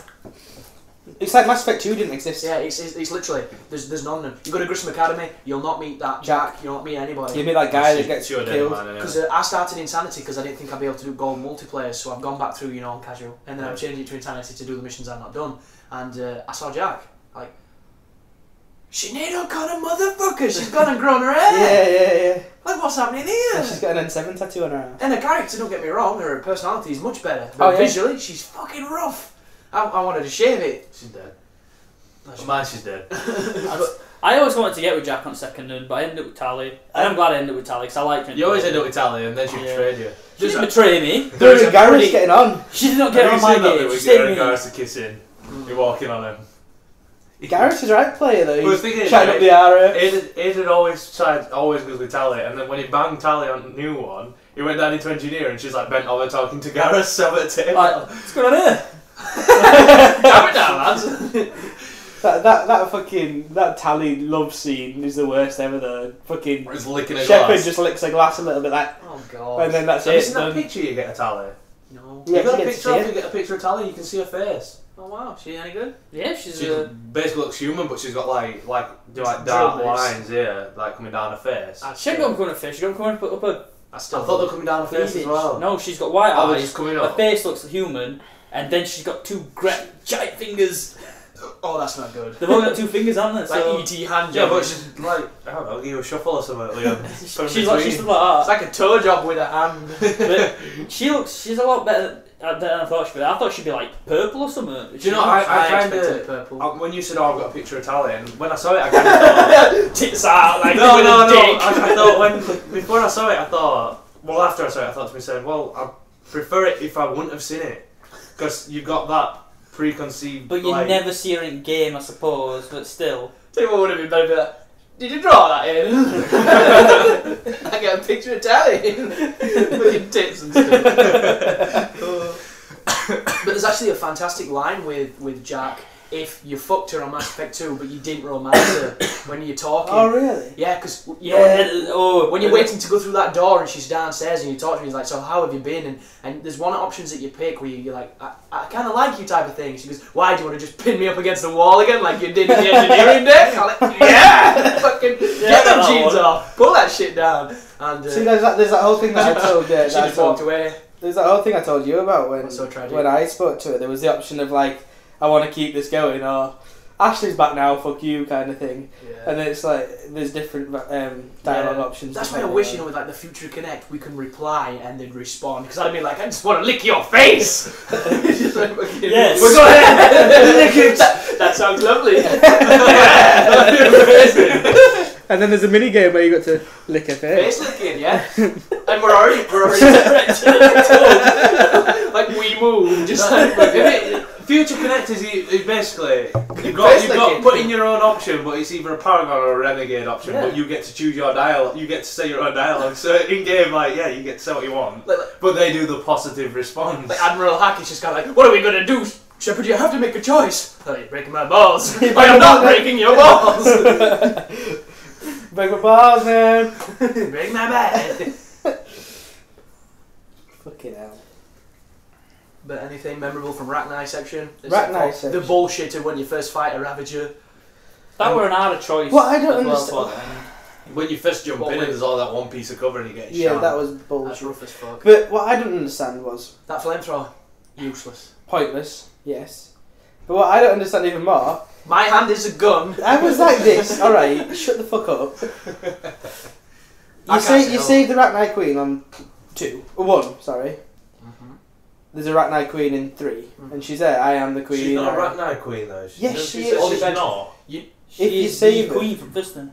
Yeah, but Right. if you killed Rachni on Fiston, Yeah, she's just some synthetic Yeah. organism that the Reapers have That's made what- from that's what previous I got. history. Oh. Yeah, That's what I she's got. like, oh, Yeah. I'm not even a queen, and it's like, She's a shell. She's not having real babies. They're not Rachni. They're just imitations. And that's why she's like, I can't stop these ones from doing what they're doing, but I can try and make more, kind of thing. But it's just like what they did with Legion. It's like they kept his same armour and put some little lines in him, and it's like, it's a virtual intelligence version of Legion. Yeah. Oh, really? Do you know, for that, I'd rather have no armour out and just a holographic Legion. You know what would be amazing if there was like a little of smoke, stars in their eyes style, and human Legion walks out. I've been turned back, Beauty and the Beast style. Like, yeah! I want him on my crew, motherfucker. Human Legion. He's got to be quick. I just don't understand why they disregarded all the Mass Effect 2 characters. Oh, I do. Because they're fucking insane. What? I can't believe you go from Mass Effect 2 to Mass Effect 3. Mass Effect 2 had such good characters as well. I was so, between 1 and 2, that is one thing that's so great. Rex were awesome, Gareth were awesome, Tali were awesome. Pretty much every person, I said that. Rex would a lot of people of 2 were awesome. The thing with it, dude, is the characters themselves, if you look at them, they're two-dimensionally stupid. They're like, oh, here's the chick who looks like Sinead O'Connor. Here's the fucking lizard guy who's a snapper. It's like, it's dumb. But when you did those loyalty missions and you played that game with them, you got an affinity for them. Yeah. You learnt the characters. You had some backstory. Yeah. You felt like that you were friends with them. It made them. Which is characters. One of the reasons why I think they did it on 3, because rather than having them in your squad again, you still met up with them and you wanted to do things for them and you felt stuff for them. And most of it was killing them off. And one of the best things about Mass Effect is discovering new people, building relationships with new people, and having new crew members. So on Mass Effect 3, what they decided to do is give you no crew members. It's like, and like Ryan says, kill them. It's like, kill the ones you fucking love. Everybody in Mass Effect 2, if you take out the people that were on Mass Effect 1 already, anybody that was on Mass Effect 2, you can't get on Mass Effect 3. Nope. But you see Thane, who dies for you. You see Mordin, who dies for you. You see fucking Grunt, who I probably kind of fucking dies. Who probably, I don't know if you do it a different way, you might die. Yeah, but he probably almost dies. He almost dies for you. Yeah. And Legion dies for you. Legion dies for you. Yeah. Tali jumps dies for herself. Jacob and Miranda. That was the best. Yeah. I've never seen that cutscene. Actually, Miranda died for me. Died in mine as well. I tried my best to save Miranda. I did loads of shit with her. You can't save her, but she died. Miranda dies? Yeah, she died in mine. I told you she died in mine. Do you know when she pushes that dude dad out of windows? She just kind of lays off the floor and goes, I'm dead now. Yeah, because Leigh Fan's already had a go at her, hasn't he? He's already hit her. She didn't die, man. Yeah, she didn't die, mine. Nobody died on mine. Morning died. You've got to have good history with him. You start a new game on Mass Effect 3 and you're fucked. Everybody will die. You can't save them. And there's that whole bit on history. There's the whole bit on when you're in that Grissom Academy as well, where you get to that shield. And if you've played if you've not played one of the games, you've either got a choice to make Garrus blow up the shield or leave the shield. There's them kids in about. Because there's a renegade choice, and they're like, you can't get through this barrier because we're awesome. But if you've played one of the old games, if you played the Overlord DLC, if you played the Overlord DLC, there's a guy in there that recognises you, and he's like, oh, it's Shepard, and he opens up a room behind him, and it's a weapons room, and it's got a weapon in it, a weapon in it, and a couple of other like ammo boxes and stuff in it, and it's completely not there if you haven't played the DLC. That fucking Grissom Academy, I hate that section. That's pretty much straight after the right section, isn't it? Pretty much, yeah. The thing I've got against it is I didn't do it on my first few playthroughs, so I'm doing it now on Insanity, and I decided to be a Sentinel. Don't ask me why, I just like him in multiplayer, but on Insanity, he's fucking useless. And I took a pistol for recharge rate, so I can't kill Alt. And I got to the second Atlas, in that massive open area where they're on the balcony and there's fucking loads of dudes, and I can't do this. Are you not section. In the Atlas? No, I didn't hijack one. I run around outside at balcony, and there's an engineer in front of me. And there's this engineer with a truck, I can see him, I'll sit up here, I'm in the perfect spot to see everything, no one can get to me. There's a door to my right, 5 minutes into the fight, 3 fucking Guardians with you. Yeah. Are you giving me I'm just like, fuck this game, I just turned it off. That's the reason, when I played my second playthrough, I knew I wasn't going to do it on Insanity again. And that's the reason why I tried a little bit of the Vanguard, but I did it as an engineer. Because I knew the enemies would die pretty quickly. And I wanted to play something different, and it was fun because I had the Black Widow that killed 3 things in one shot before you had to reload, and I had Overload that killed everything in one shot. So I had fun. If I used her on Insanity, my FemSharp engineer, I can't see it being as fun. No, no idea. Some of them classes are just not spec right unless you do them. Like if I had warp, I'd piss that section. But thing is though, there's no need for you to have it because you've always got team members that have them abilities. Yeah. So because if you use them right with the specking, you've technically got an extra 2, 3, 4 abilities because you'd never use them for shooting people because they're shit. Yeah, so it's basically you get a soldier and you've got all these abilities as well because your mates are with you. But that academy, it's a testament to the game design of this game. It's literally, you walk in, there's a bit of a cutscene that you talk to somebody, then you just corridor shoot. Why? Atlas, corridor shoot, Atlas. And it's like, could they not have put something more fucking interesting in this section? Why weren't there as much stuff to pick up? On Mass Effect 2, everywhere you went, it's hack this, hack that, hack this, pick up this. They're hacking out, so how can you hack if it doesn't exist? At the same time, I don't get why they bitch about it though. They bitch about everything. Up until you went into like the Asari place, there were no wall safes. In that place, there were a couple of wall safes that you went up to, and there were credits in them. You didn't hack them, but there were wall safes, and you open it and there's credits. Up until then, there's like I think there's one on Junker. There's like a couple of data pads. Also, I think there's one on Sakesh. There's just hardly there's compared to 2, there's hardly anything to in pick the world, up, and what you do pick up to 1 is like a weapon mod that you're not going to use. Or well, one of the things that gets me is one of the most accolades they got were from Lair of the Shadowbrook when you got to the end and there were all those terminals to read and it was some of the most interesting stuff from Mass Effect. You're like, this is fascinating, and it builds upon this already awesome fiction. There's nothing to read in this game. No. Unless you go to that Shadowbroker terminal, it's like so-and-so went through this mass relay so-and-so at this time, and then so-and-so... It's like, when you're on Kronos Station before you fight Leif Hanger, there's those terminals telling you how Shepard became who he was when he was rebuilt. It's like, how fascinating is that when they give you those bits of information? Is there more than like 10 terminals on that game that actually gives you something that in-depth? There's like an email like, that's not story-oriented. My mum and dad are missing still. And they're perfectly fine, but just give me more things to read. I'm the dude that wants to pick things up to learn about the universe. I don't want there wasn't a story. There was no story in Mass Effect 3. I don't want to stand next to some dude like, I lost my tampon in the galactic... I wouldn't say there was no story, I'd just say... There wasn't a story. It's very filtered. How was there a story at all in Mass Effect 3? It's like first one was story, and then 2 and 3 just kind of just went with whatever. All it was like whatever all left over. It's like was like, you know what's going on, you know what's happening here, go kill him. If you played 3 without playing the first 2, without playing the first 2, you'd be playing a game that I'm like that. You'd just be like, it'd be like playing Call of Duty. Who the fuck are these people invading us? Are they people? What are they? Yeah, it'd be pointless. If you play third, you probably think there's aliens inside them controlling them when it's the ships that are aliens, isn't it? So the Reaper, in Fuston, synthetics. I remember you knew Sovereign. You knew what would we call Baddie in Fuston? Sovereign. No, it's Saren. Saren. Right. Yeah, you were cruising around in Sovereign and right at like towards the end you're like, the ship is a Reaper, and instead it just been like instead of saying it's like they thought it was a ship, but it wasn't. Right. Yeah, and then they find out the ships, all these twists in Fuston, and then at the end of that it went, they're coming, go on. And it's second, and like, oh yeah, they're coming. You just kind of get ready for this. And third one, oh they're here, get rid of them. Yeah. Just even before I'd finished the game and like gone through it at all, one of my friends, because we obviously got it like a day early or whatever, and he had to wait because it got delivered to his girlfriend's house. He had to wait to play it, and he said, "What's it like?" And I said, "If you played the first 2, you'll probably enjoy it. You know, you've got some characters there, and you've got some interesting stories to go with the characters that you already know. If you've not played the first 2 games, what is there in Mass Effect 3 for you?" Exactly. That's what makes the whole pushing, new players getting in to play this game. It's accessible for anybody, yet if you don't know any of the older games, you have no idea what's going on. But you know what all the new players are. Yeah. They're all them level 800 guys on the multiplayer. 2 of them.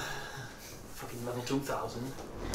That's all it is. All the new people are them people that are fucking charging over in, and they're level like 400 and odd. Nelling, Asari, Biotic exploding. That's all they are. It's because they play the multiplayer. That's why it's there. I like that multiplayer, man. I don't know why. Just love it. I like it, but I like the game as well. They could be more done with it. They need more done with it. Understatement of the year. They need game types. They need more maps. They need more game types. They need. I don't know why there isn't a race in each category. Why is it human male, human female, then 2 random races? Why is it not human male, human female, Asari? Why can't you fight other races? Why can't you fight other races? Why can't you fight Krogans? Why can't you fight... But at the same time... Can you read about every fucking planet in that universe, about how it's ecologically friendly, it's got nice big clouds? Yeah, there's 6 multiplayer maps. Why are we even thinking about them fixing the multiplayer when they can't even get the single player right on the 3rd game? That's a good point. Well, the thing with it is they're not going to fix multiplayer because I don't think it's broken. They're going to feed us DLC so we can buy it. Yeah. I'm not fucking buying any DLC. Thing is though, I will. The thing is, all the DLC I'll buy will be single player campaign DLC, and only if it makes sense to buy it, like if it's long or if it's got added to story or whatever. If it's just filler like some other DLCs, I'm not going near it. It's like I'm totally buying multiplayer DLC. It's like what fucking on Secondon, they fucking. I know what they're doing, but I still fucking buy stuff. I bought the first appearance pack just because it was like DLC. I bought every DLC on it that were proper. I bought. I bought that Arrival. Arrival. I got down on the Kestrel pack. I bought a gun pack. I've got every single DLC pack that came out for Mass Effect 2. I ain't got ones that came with Inferno Armor and shit like that. I couldn't give a fuck about I've Inferno got every Armor. single DLC that came out. So I'm missing a few bits, but I like 2 little bits. And then I also sat going through fucking internet for about a few hours. Getting your cola codes. Yeah, Dr. Pepper codes to get fucking all the eyewear that's in 3rd one and still looks stupid. Yep. Night vision goggles and fucking I had all sorts of goggles and that stupid balaclava. I like that balaclava. Oh, it's gay as fuck.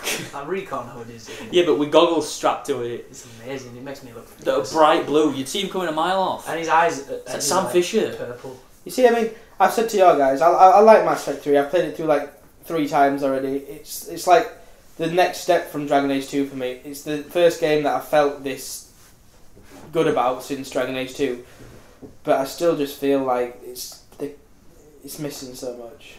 I don't understand why they've taken bits out that were good. It feels like an up-res Secondon.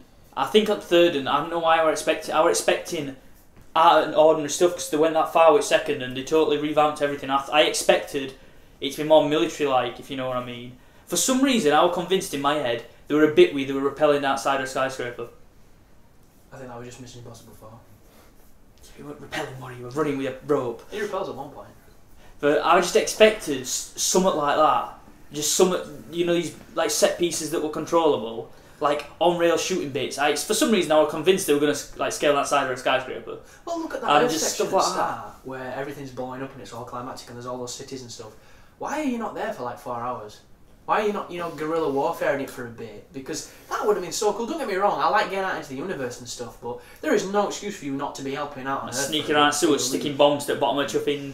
Maybe not so much that. Over 6 weeks, this is what we achieved. But just fleeing and seeing civilians and trying to like help and then suddenly realising that this is kind of fucking doomed. We've got to leave. The thing is, like Lamy was saying, you should have the chance to go around the universe and do all your side missions before the bit on Earth. And the bit on Earth should happen, and it should feel like a rush to get the other races and to get back to Earth, because you should want to be there to do the fight. You running away from Earth to get the other races, yeah, you have to get other races to beat them, but then you sit there for hours doing side missions and finding people's fucking tissues that they've used on other planets while Earth's getting destroyed. It's a strong opener, and it's difficult to keep that momentum from there on. I honestly don't. I think that opener is just wrong. I just don't see why they went that way with it. I don't see why they couldn't have. It is a pretty valid point. More preparation. Well, Council don't believe you that Reapers are coming. It's like you said earlier.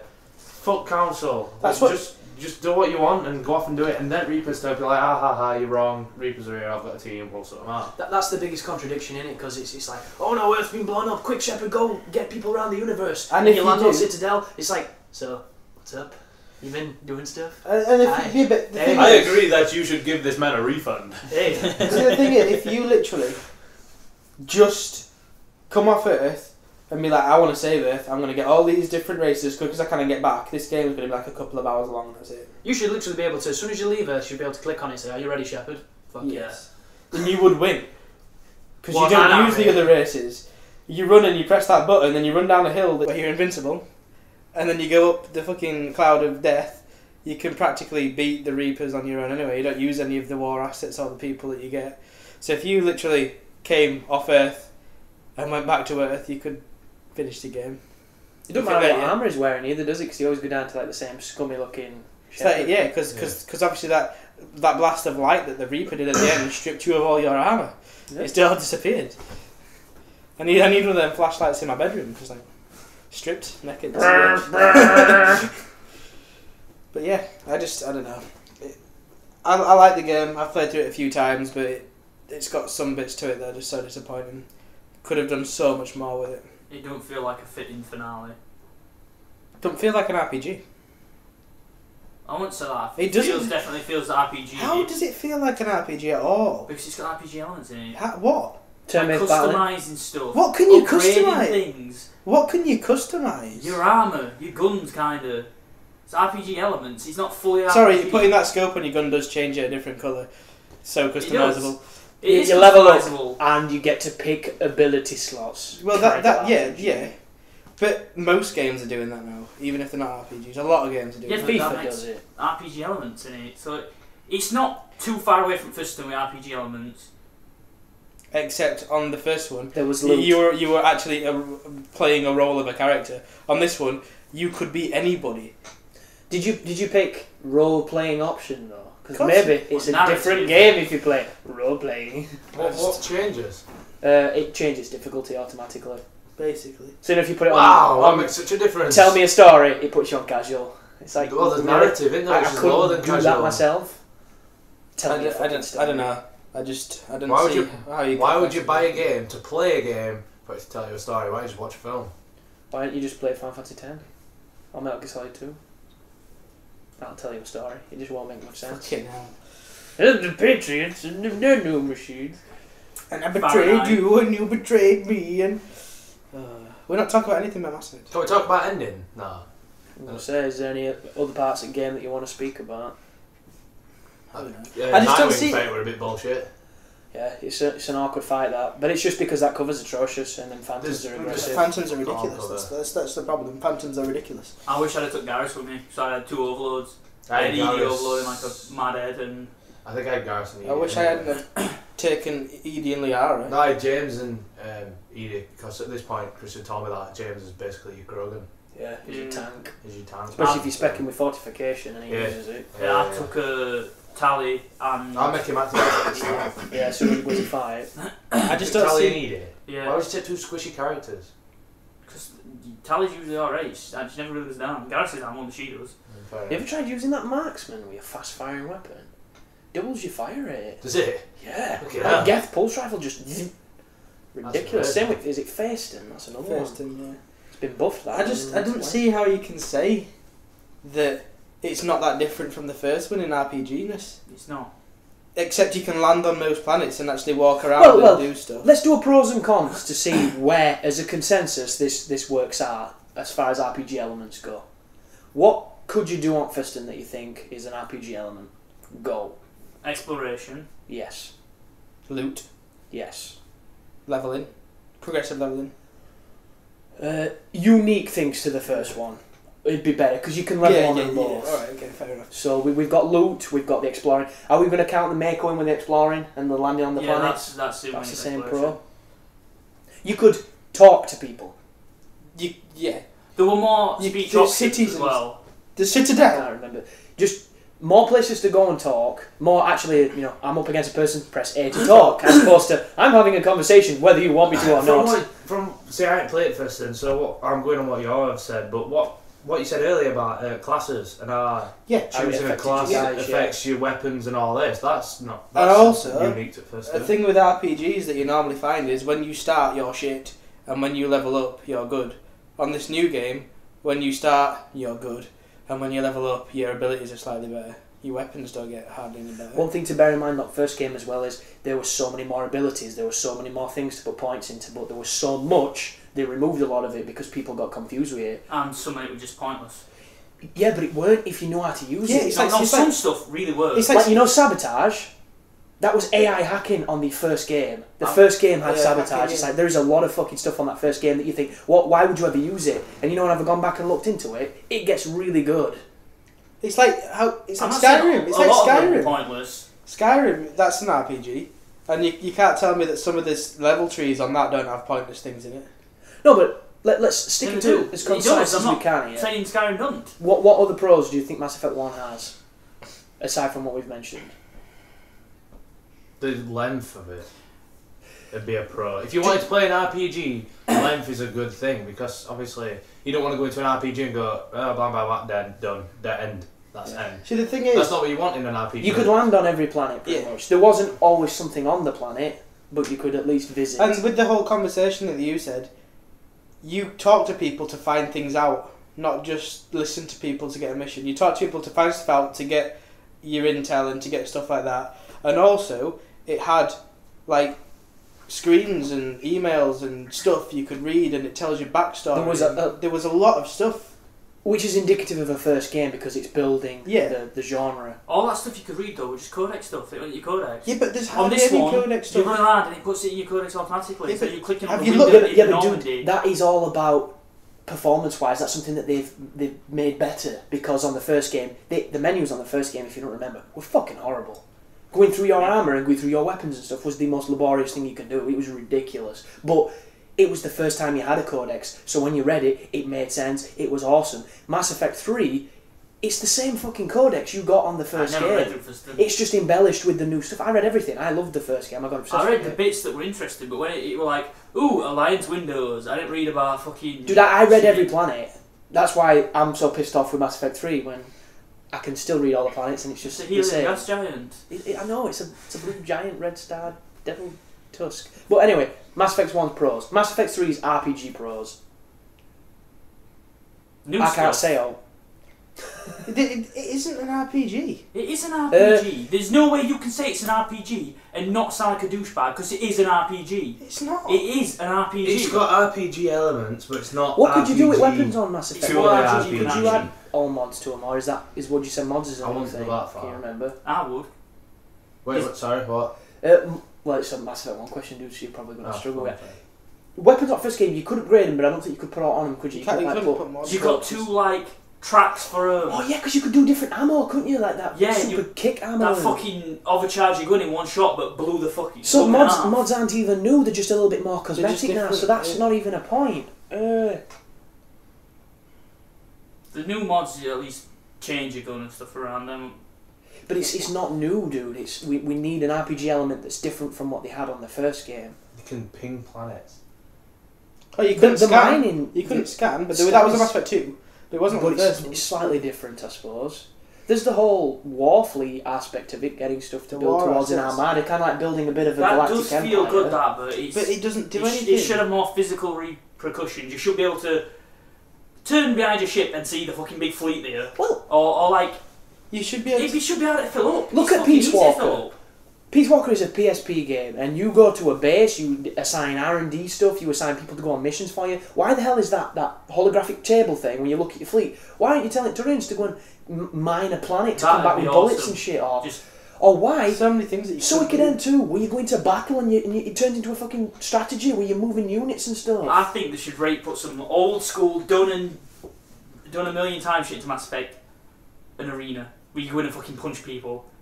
Like bar fights. Yeah, go in like an arena. You go in, everyone's like, "Oh, Shepard," and then fucking fight a Threshermore or something. Well, look at that shooting range. Is there any point to that shooting range? It's such a good idea. There's no challenges. There's no get a gold. There's no break a record for an achievement. There's no, I'm Garrus, I'm going to beat your competitive shooting way. It's just like, see what different weapons do to barriers, shields, and health. And just they all basically do the same, but Like- some do it a little bit faster. Zelda Ocarina of Time, stuff like that. The shooting things gave you maybe a better arrow bag or a gold bag or something like that. Mass Effect could have had the best weapons as prizes, you know, like the fabled dick rifle. Like on Fable. Well, instead of buying Black Widow, you could have done a sniper challenge to get the can you Black imagine, Widow. like Yeah. having a competition with all the different races, like shoot at a mile, Yeah. and it's all that shit talking before, and Let's it's all. say if you had Garrus Oh. doing a sniper challenge with you, and you got Black Widow if you bet him. It's like Fable 2 and 3. They had a shooting range where you used your rifles and stuff, and if you shot all the targets accurately, you get time knocked off, and you had to do it in a quick time. And if you did it in a quick time, you got a new weapon, and this weapon was like the best weapon you could get, kind of thing. Games have done it before. Just imagine those kind of, cause a lot of games have done those kind of friendly side quests where a festival happens and there's all parades and like party areas and stuff, and you can mess with all the little mini games. A festival won't really work in Mass Effect though, because it's supposed to be. There's supposed to be a war. I mean, you don't really see much in it during the actual game. But yeah, but it doesn't get to that planet yet. It could be on a planet that's not even had that. Yeah. Just think, you go to Thessia and Asaris are celebrating like some really, really ancient, tradition. Everybody's dressed up funny, there's all fucking awesomeness going, and a Reaper turns up. It's like, the war just got real, son, so take your fucking pantomime off, take your tights off, stop doing that dance, I don't like it, shoot the Reaper. And get Shepard in busting some of his moves. Exactly. When I played second, and you go into back at the thing and you're talking to Samora's daughter. Oh, just before her. You're like, hey, you wanna dance? It's got Random! Oh my god, it's so funny. Arms above his head, a massive smile on his face. Oh, brilliant. The animators had fun that day. Fucking that dance on second though, you just went to the dance floor dancing and you just like, yeah, but that. When I just done that and I went into the VIP section, I just like, what the fuck? I don't understand why they went from an RPG shooter to a shooter RPG. Well, we started the third is no, but less shooter and more RPG. It's not. It's not at all. Right, this is a game where you majority of it, talk and make choices. That's RPG, if you ask me. Yeah, but dude, you've talked on them all. That's just Mass Effect. We're doing now a pros of what is RPG on Mass Effect 3, and we've got one thing. There's the Renegade, Paragon... That's been in every game. No, the ones where you tap the corner buttons. It's been that two. Were in 2. Yeah, I know, but we're missing out too, so... Well, yeah, this game seemed to miss out too quite a lot, to be honest. Yeah, big time, but... I can't honestly say there's anything in this that makes me say it's more of an RPG, because if anything, it is less in every way. That's what it was. But it's Mass Effect 1 was an Mass Effect 1. Yeah, but Mass Effect 1 was an RPG shooter. Mass Effect 3 isn't. It's a shooter RPG. It's not an RPG No, it's shooter. not. There is one simple question to this: do you spend more time doing RPG things or shooting dudes? Shooting dudes. But when you're shooting dudes, you've got all your RPG stuff backing you up. You've got all your stats in it and all but that sort of has thing. all happened ever since the first game, dude. And the first game did it better when it comes to the RPG elements, because you had more abilities, you had more choices, and you had choices that mattered. I don't think you even need your team on this game if you've got the right setup. I needed my team on this one. I didn't need them, I used them a lot. Yeah, you were also on Insanity. If you play on normal, and you run up to dudes and you punch them, and that is it.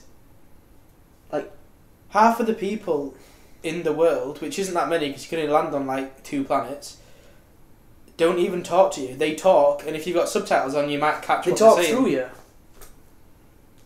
It's not an RPG, man. It is an RPG. Like branching paths, to me, things that make a role-playing game what it is the fact that you get to make your choices in where you go in the universe. You don't have that choice in this game. Every single time you go to a separate planet, it's, oh, we've just landed. Is this the multiplayer? Yeah, this is the multiplayer. Now shoot some fucking dudes. And then you go back to the Citadel, and that is the only place you can walk around and talk to anybody. Everywhere else, even in the missions, there's maybe one area where, oh, Shepard, you should go to that lift. But you can talk to maybe 2 dudes, and you're like, this could be cool. And then it's back to corridors, back to shooting. I found a lot of Citadel sections, me just going floor to floor trying to find people in conversation. Yeah, just waiting for that subtitle to pop up. That little conversation to go back and do another mission. Yeah. So it's not really, for me, it didn't feel really RPG because, like, I didn't feel like I wanted to go to Citadel and do all that stuff. I was just thinking, right, it's a bit of filler before I go and shoot something. They handled it atrociously. That's how I felt, personally. The one thing that makes me say that this game is less of an RPG than the other ones is there were no quest log. There were no, this is where this quest is, this is what you've done, you've got this, now go here. It was just a list of names of shit that you could have done. The quest thing was like a codex page. It was just like... there was no, like, you now have this item, this person is here, go get your reward. Why didn't they split it up as well? Mission 1, Mission 2, Why Mission 3. didn't they split it up to make it more manageable, like main quest? It was handled side fucking quest atrociously. I don't get it. That should definitely be in a better menu. That menu was shit. Well, look at your abilities. Did you never get that where you were trying to spec abilities faster when you press B? It took you out of menu. And you're like, when you press Y to undo the last one you did, it undid everything. Yeah, just so dumb. I did that with all different menus and I ended up fucking skipping just through everything coming and out, landing with shit guns. I went to go there, press B to come back so I can go down and promote next one, and it's out of menu. Yep. But like I said, same as what Ryan said. Like, you've got say you take a new party member with you for the first time. So say you've just got tally or whatever, and you've got all these points to put into a skill tree. You do one thing wrong.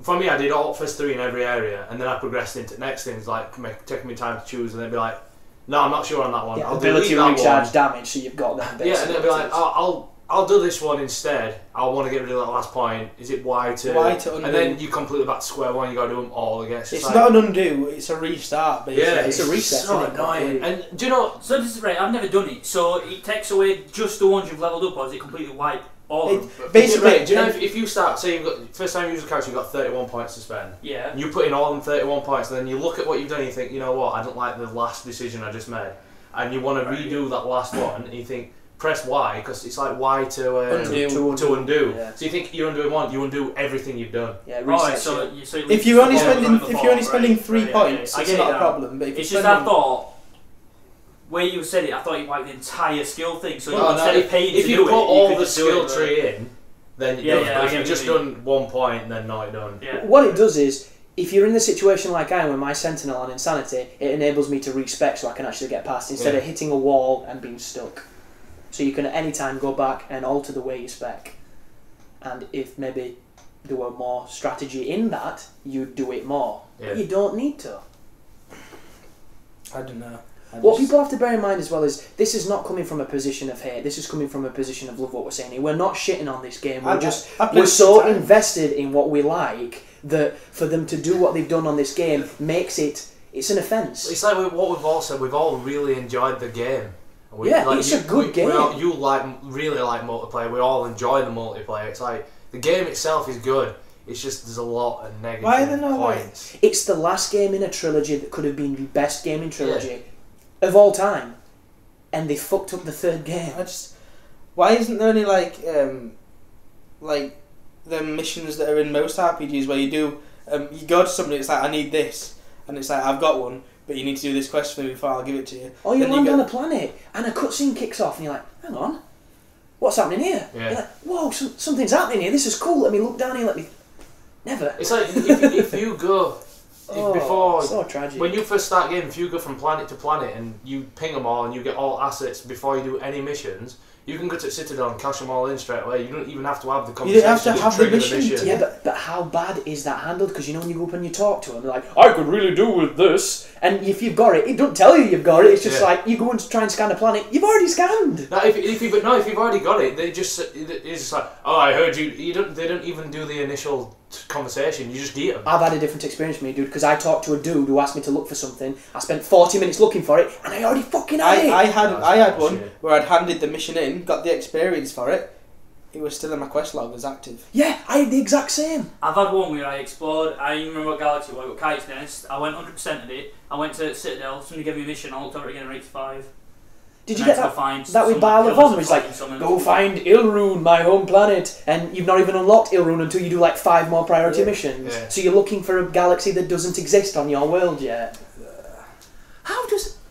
As soon as you got off of Eden Prime on Mass Effect 1, here's 5 planets. Have a blast. Here's Mars. Good luck. Another thing with missions, you know the N7 missions are basically multiplayer, stay and survive some waves. That's the most offensive part of this game. These citizens running around some bullshit. That's the one time they could have gone crazy. Instead of just dropping you on a planet with some guns and saying go kill everything and go here to here.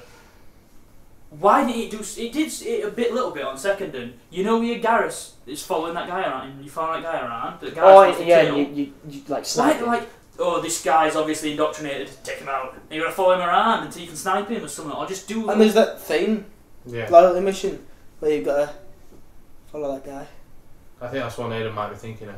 Garrus definitely kills him at end. Yeah, you follow him around... You watch him on a balcony, aren't you? Yeah. You follow him around and Thane's thing. Garrus does kill somebody at the end of his loyalty mission, but you follow him around after. That's Thane's loyalty mission. What do you do in Garrus's then? You go through that construction place, don't you? With all the mechs. No, I don't remember. Yeah, you just... All I know is it's staying side mission, because I did it 2 days ago. Staying side mission, you find a Turian and a Krogan. Through the Citadel. Yeah, because his son's going to assassinate Turian. And then you can either do renegade action and kill him, or Garrus kills him. Yeah. Yeah. Stay inside mission. I did it recently. It's been a long time. I did it over the last week, so. Who's the advocate for this? Yeah, I have to go back to that. I can't remember Garrett's one at all now. Garrett's one, it's like you fighting through mech warehouse and loads of like them Loki mechs. There's some YIMR mechs, and then at the end you get up to the top and Garrett shoots him in the leg. Yeah, you basically. Why were there none of them in this game? Those crazy robots that the heads fell off and stuff. I liked them. What? Yeah. And the dog ones. Them dog ones were kind of good. And the people ones. I forgot about them ones. Them Phantom Menace ones. Better be DLC. But yeah, them N7 ones should have gone fucking nuts and just gone, we'll have you scaling that side of skyscraper, we'll have you assassinating people, we'll have you doing all these little fucking Black Ops sneaky bastard. I like multiplayer maps in levels and in campaign missions and stuff like that, but I don't like it when that is. Yeah, but you know when the 4x4 yeah. survive wave-based bullshit in a game that I want to talk to people and do quests. Yeah. No, fuck that. That is the most egregious thing they've done with that game. I think that usage of the multiplayer maps as a side quest is worse than the ending. I think that is more egregious than that ending. It's a cop-out in a way, isn't it, really? Instead of trying to integrate them into campaign, they've just thought, we'll just bang them inside. See, that woman that read your star map on the second one was actually like part of the game pretty much. The woman that read your star map Kelly. The woman that read your star map on this one was like, I have another mission for you, and it means I've got an N7. She's a lesbian as well. Cheeky bitch. You can bang them both ways, can't you? I don't think so. I had her in my cabin and we were playing chess. And I was like, well, maybe we can play another game in my bed. and she's like, oh, sorry, Commander. You know when I said I like Edie's voice? I meant her clit.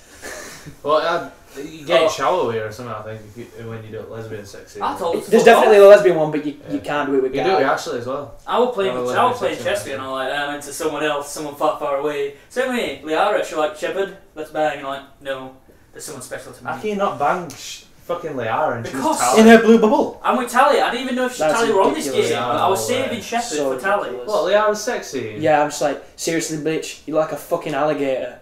I weren't in that at all. I'm like, why? Look at her head, she's like Medusa. I fucking loved it. I did on the first She's got no ears. There's nothing there. I like to be able to just slide past. See, what? Tallies were nice and classy. There were no licking glass. They hugged. Yeah, like a fucking window licker. He took it off very quick. You didn't notice it the first time. Yeah, I just thought it was. I was like, just kind of. Aiden, is he licking her glass? Thing is, though, as well, she was wearing the outfit that has that big armour plating underneath it with the two eye like slits so she can see out of it. Nice. He's got to feet through that. It just makes no sense. He's got a locking key, that's right. He's got a key that's just and her armour falls off, that's what it is. Oh, that tickled him. I just wish you could be a whore on the game. Has that tickled you? I wish it was more like Mass Effect 1. Why can't you bang everything? Why can't it be like it's the end of the world? Why have I played it 3 times and I've not fucking banged anything yet? Dude, I'm on 4th. It's a BioWare game. I'm on my 4th playthrough and I've not seen Thane, and he was one of my favourite characters. Fucking Thane. Well, I've just seen bloody Jack. Dude, so you don't know what happens to Thane, do you? I ain't seen any of it. I ain't seen that blue bitch with Ardent Yakshi daughter. I ain't seen anybody. I saw that black guy. I saw Jack. Yeah, Samara. I've seen her. I saw Jacob. Boring piece of shit. Wish you weren't even in the game. I think saw Miranda. She looks like Bam Margera. Fucker. I think I'd rather not have seen Thane because I was disappointed. I thought that bit where he jumps down as a fate with King Jong Il. Whatever. I thought he had Russ long. He's dying or something. He's in hospital and he's like, I'm not much used to you, Shepard. And then when he kicks fuck out of Thane at the end, he says something like, even when I'm dying, I still he should. That assassin should be embarrassed because even a terminally infected Drell managed to push him away or something. You see his son again. Why is there no Drell Homeworld? I want to learn more about Drell. I like him. I like Drell. There's probably something in Mass Effect 2 why there's no Homeworld. I didn't like that thing that he did. Most people liked it. They were like, oh yes, Shepard, well, the sky was blue, it was dark. Oh, when he goes into like super serious mode, I can see for miles. Is that a bicycle? Oh. Yeah, that just annoyed me how he spot like that. Well, it's like when you're on Earth and Liara comes up to you if you've played really, really well with her, and she goes, I've got a gift for you, Shepard. I'm like, fucking paladin, super good gun. Instead she just goes blue. I'm like, I love you, Shepard, hug me in Demolition Man sexy. She basically remember first when she was talking about embrace eternity or whatever it was. And her eyes just used to glaze so over. Stupid. It was that bit we are embrace eternity. Yeah, why don't you just do a Kamehameha bitch and have it done with? But yeah.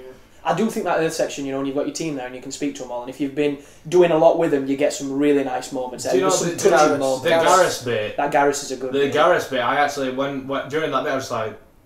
You get a bit choked up, don't you? Cause yeah, you know I actually did a little bit. There's only one problem. I'm surprised. There's that one moment when you're like, yeah, this is a bit too much. It's a bit too fucking flamboyant. But then you're like, no, I played 3 games with this motherfucker. I'm going to let my heart go with this. Yeah. It's like Dom.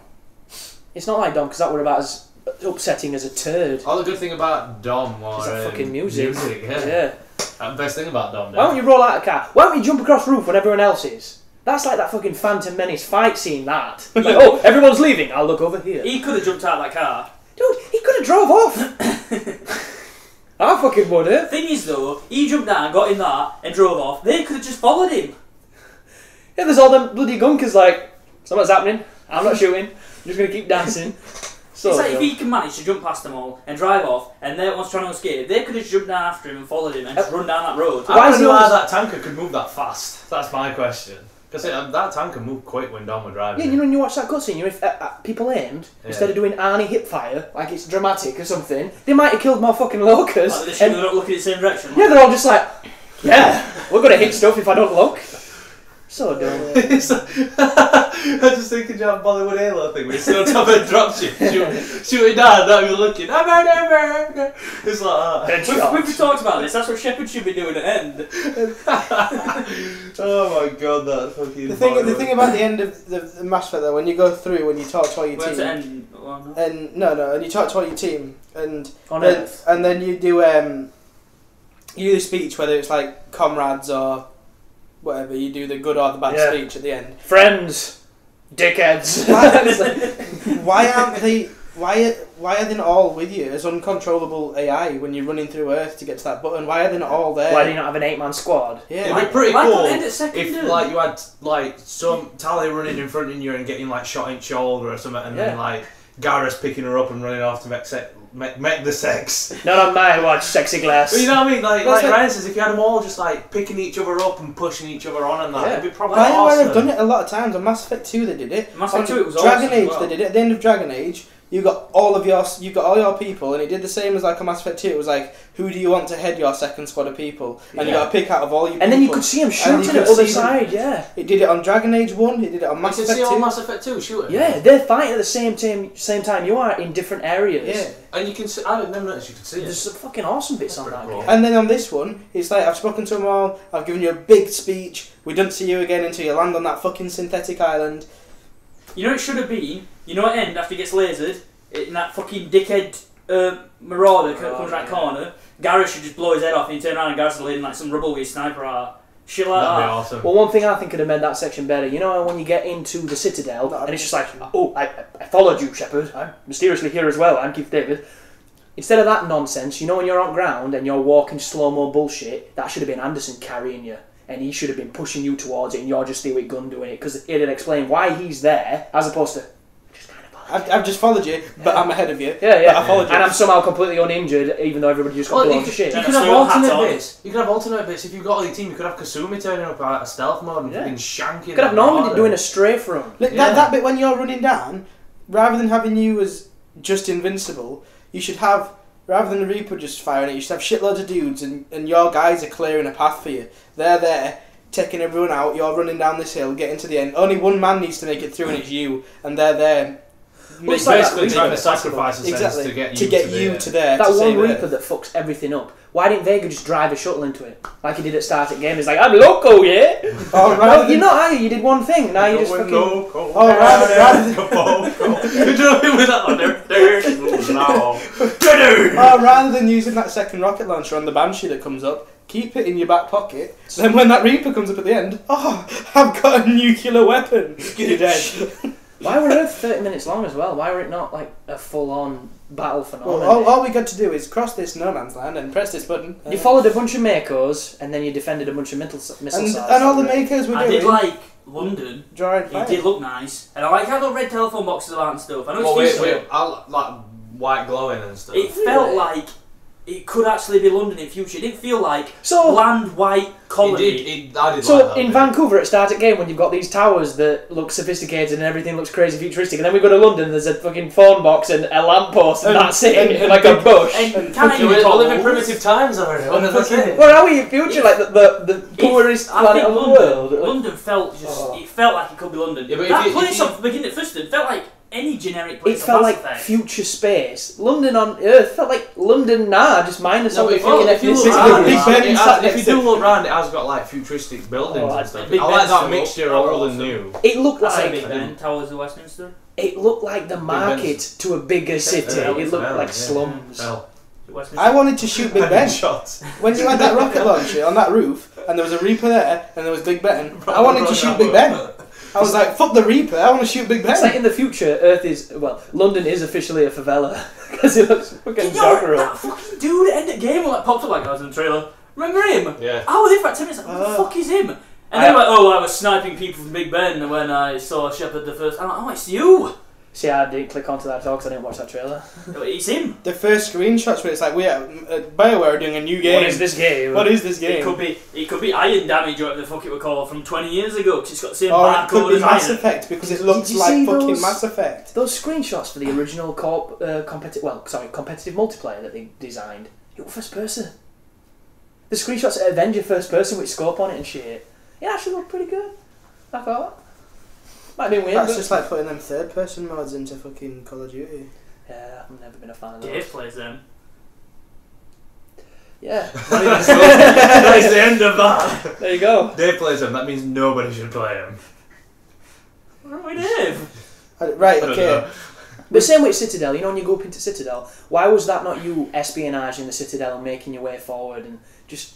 That Citadel fight on Thurston is awesome. Yeah, against Siren. Yeah, just fucking sneaking about and running outside. And you went outside of it and stuff. Yeah. I still need to play it. And then you're talking to Joker and you make your decisions and there's cutscenes differ depending on what decisions you've been making and it's like, do you want to sacrifice the council or do you want to, It's like a dude got butthurt on one of my videos because I named it Citadel Under Siege. Citadel's been under siege in every fucking Mass Effect, you moron.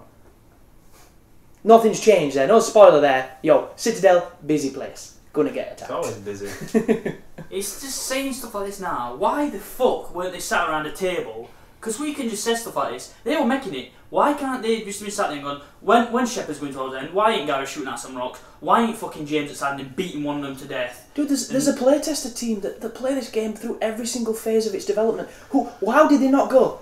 Do you guys really think that Earth section That's is the good thing enough? I don't get about people who playtest games. It's as if they've basically said to them, we want you to playtest this game, we want you to playtest this level over and over. We don't want any feedback really, we just want to see how it plays. We just want to find bugs. If you've got any comment whatsoever that might make this game better for people who are going to play it, just keep it to yourself. But you go on Citadel, you walk forward, albeit very slowly, then you see Anderson, then you see Elusive Man, then you've beat the game.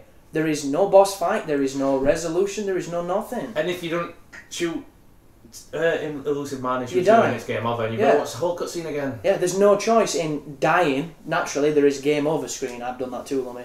Yeah, I thought I'm not. If you don't want to be renegade. If you don't do the actions, it kills Anderson and it kills you. I was Paragon all the way through the fucking game, and I didn't want to press any renegade actions. And because I didn't want to be renegade, I got punished for it. Why can't Elusive Man shoot you in shoulder, and then it can be a bit more dialogue, and then you shank him, so you're a bit more injured instead of just dying? It's fucking bullshit. Why there's something at the end? Why is there not a fucking council of Reapers that are all talking to you? Like, Predator 2 at end, when Danny Glover's like, who's next? And there's fucking everybody stood there like, dude, you just killed my brother. I understand why there's no boss, because everybody hated the boss on the second one. I didn't mind it. It's not hard to do a boss raid though. Siren was the perfect boss. It was one dude, he had no flunkies, and he was tough. And if you did it right, you'd have to take his first form on. Yeah, because you could talk him out. Face off. Yeah, exactly. What? That last section, when you've pressed the button and then Anderson does his speech and he's like, there's this many of us, we're all going to run towards that light, and it doesn't matter who gets there, but somebody needs to get there to activate this fucking thing. We need, it doesn't matter if we all don't make it. And it just makes sense for your team to be there. Good if Shepard got vaporised straight away. To that point, that game mint. is awesome. After that point, that's the worst part. It's basically a cutscene running. Yeah, because you can't die. I don't see why it's not a full cinematic cutscene of all. Because you're playing a cutscene anyway. You might as well make it a full cinematic cutscene of all your squad and that, and it can go from perspectives and who's doing what and where and what's happening to them, and it'd be way more interesting. It's than, like, let's run down a hill. On Metal Gear Solid 4, that is just Snake doing that, and that ending. Well, that end bit is awesome. There is a boss fight, but it's all punchy and it's a bit shit. But it feels mint. There's a bit where you're crawling down a corridor that's like a microwave corridor, and his suit's popping as he's crawling, and you like tapping to crawl. But he's like, he's bust to shit, his suit's exploding as he's crawling down. Intense. It's amazing. It's epic.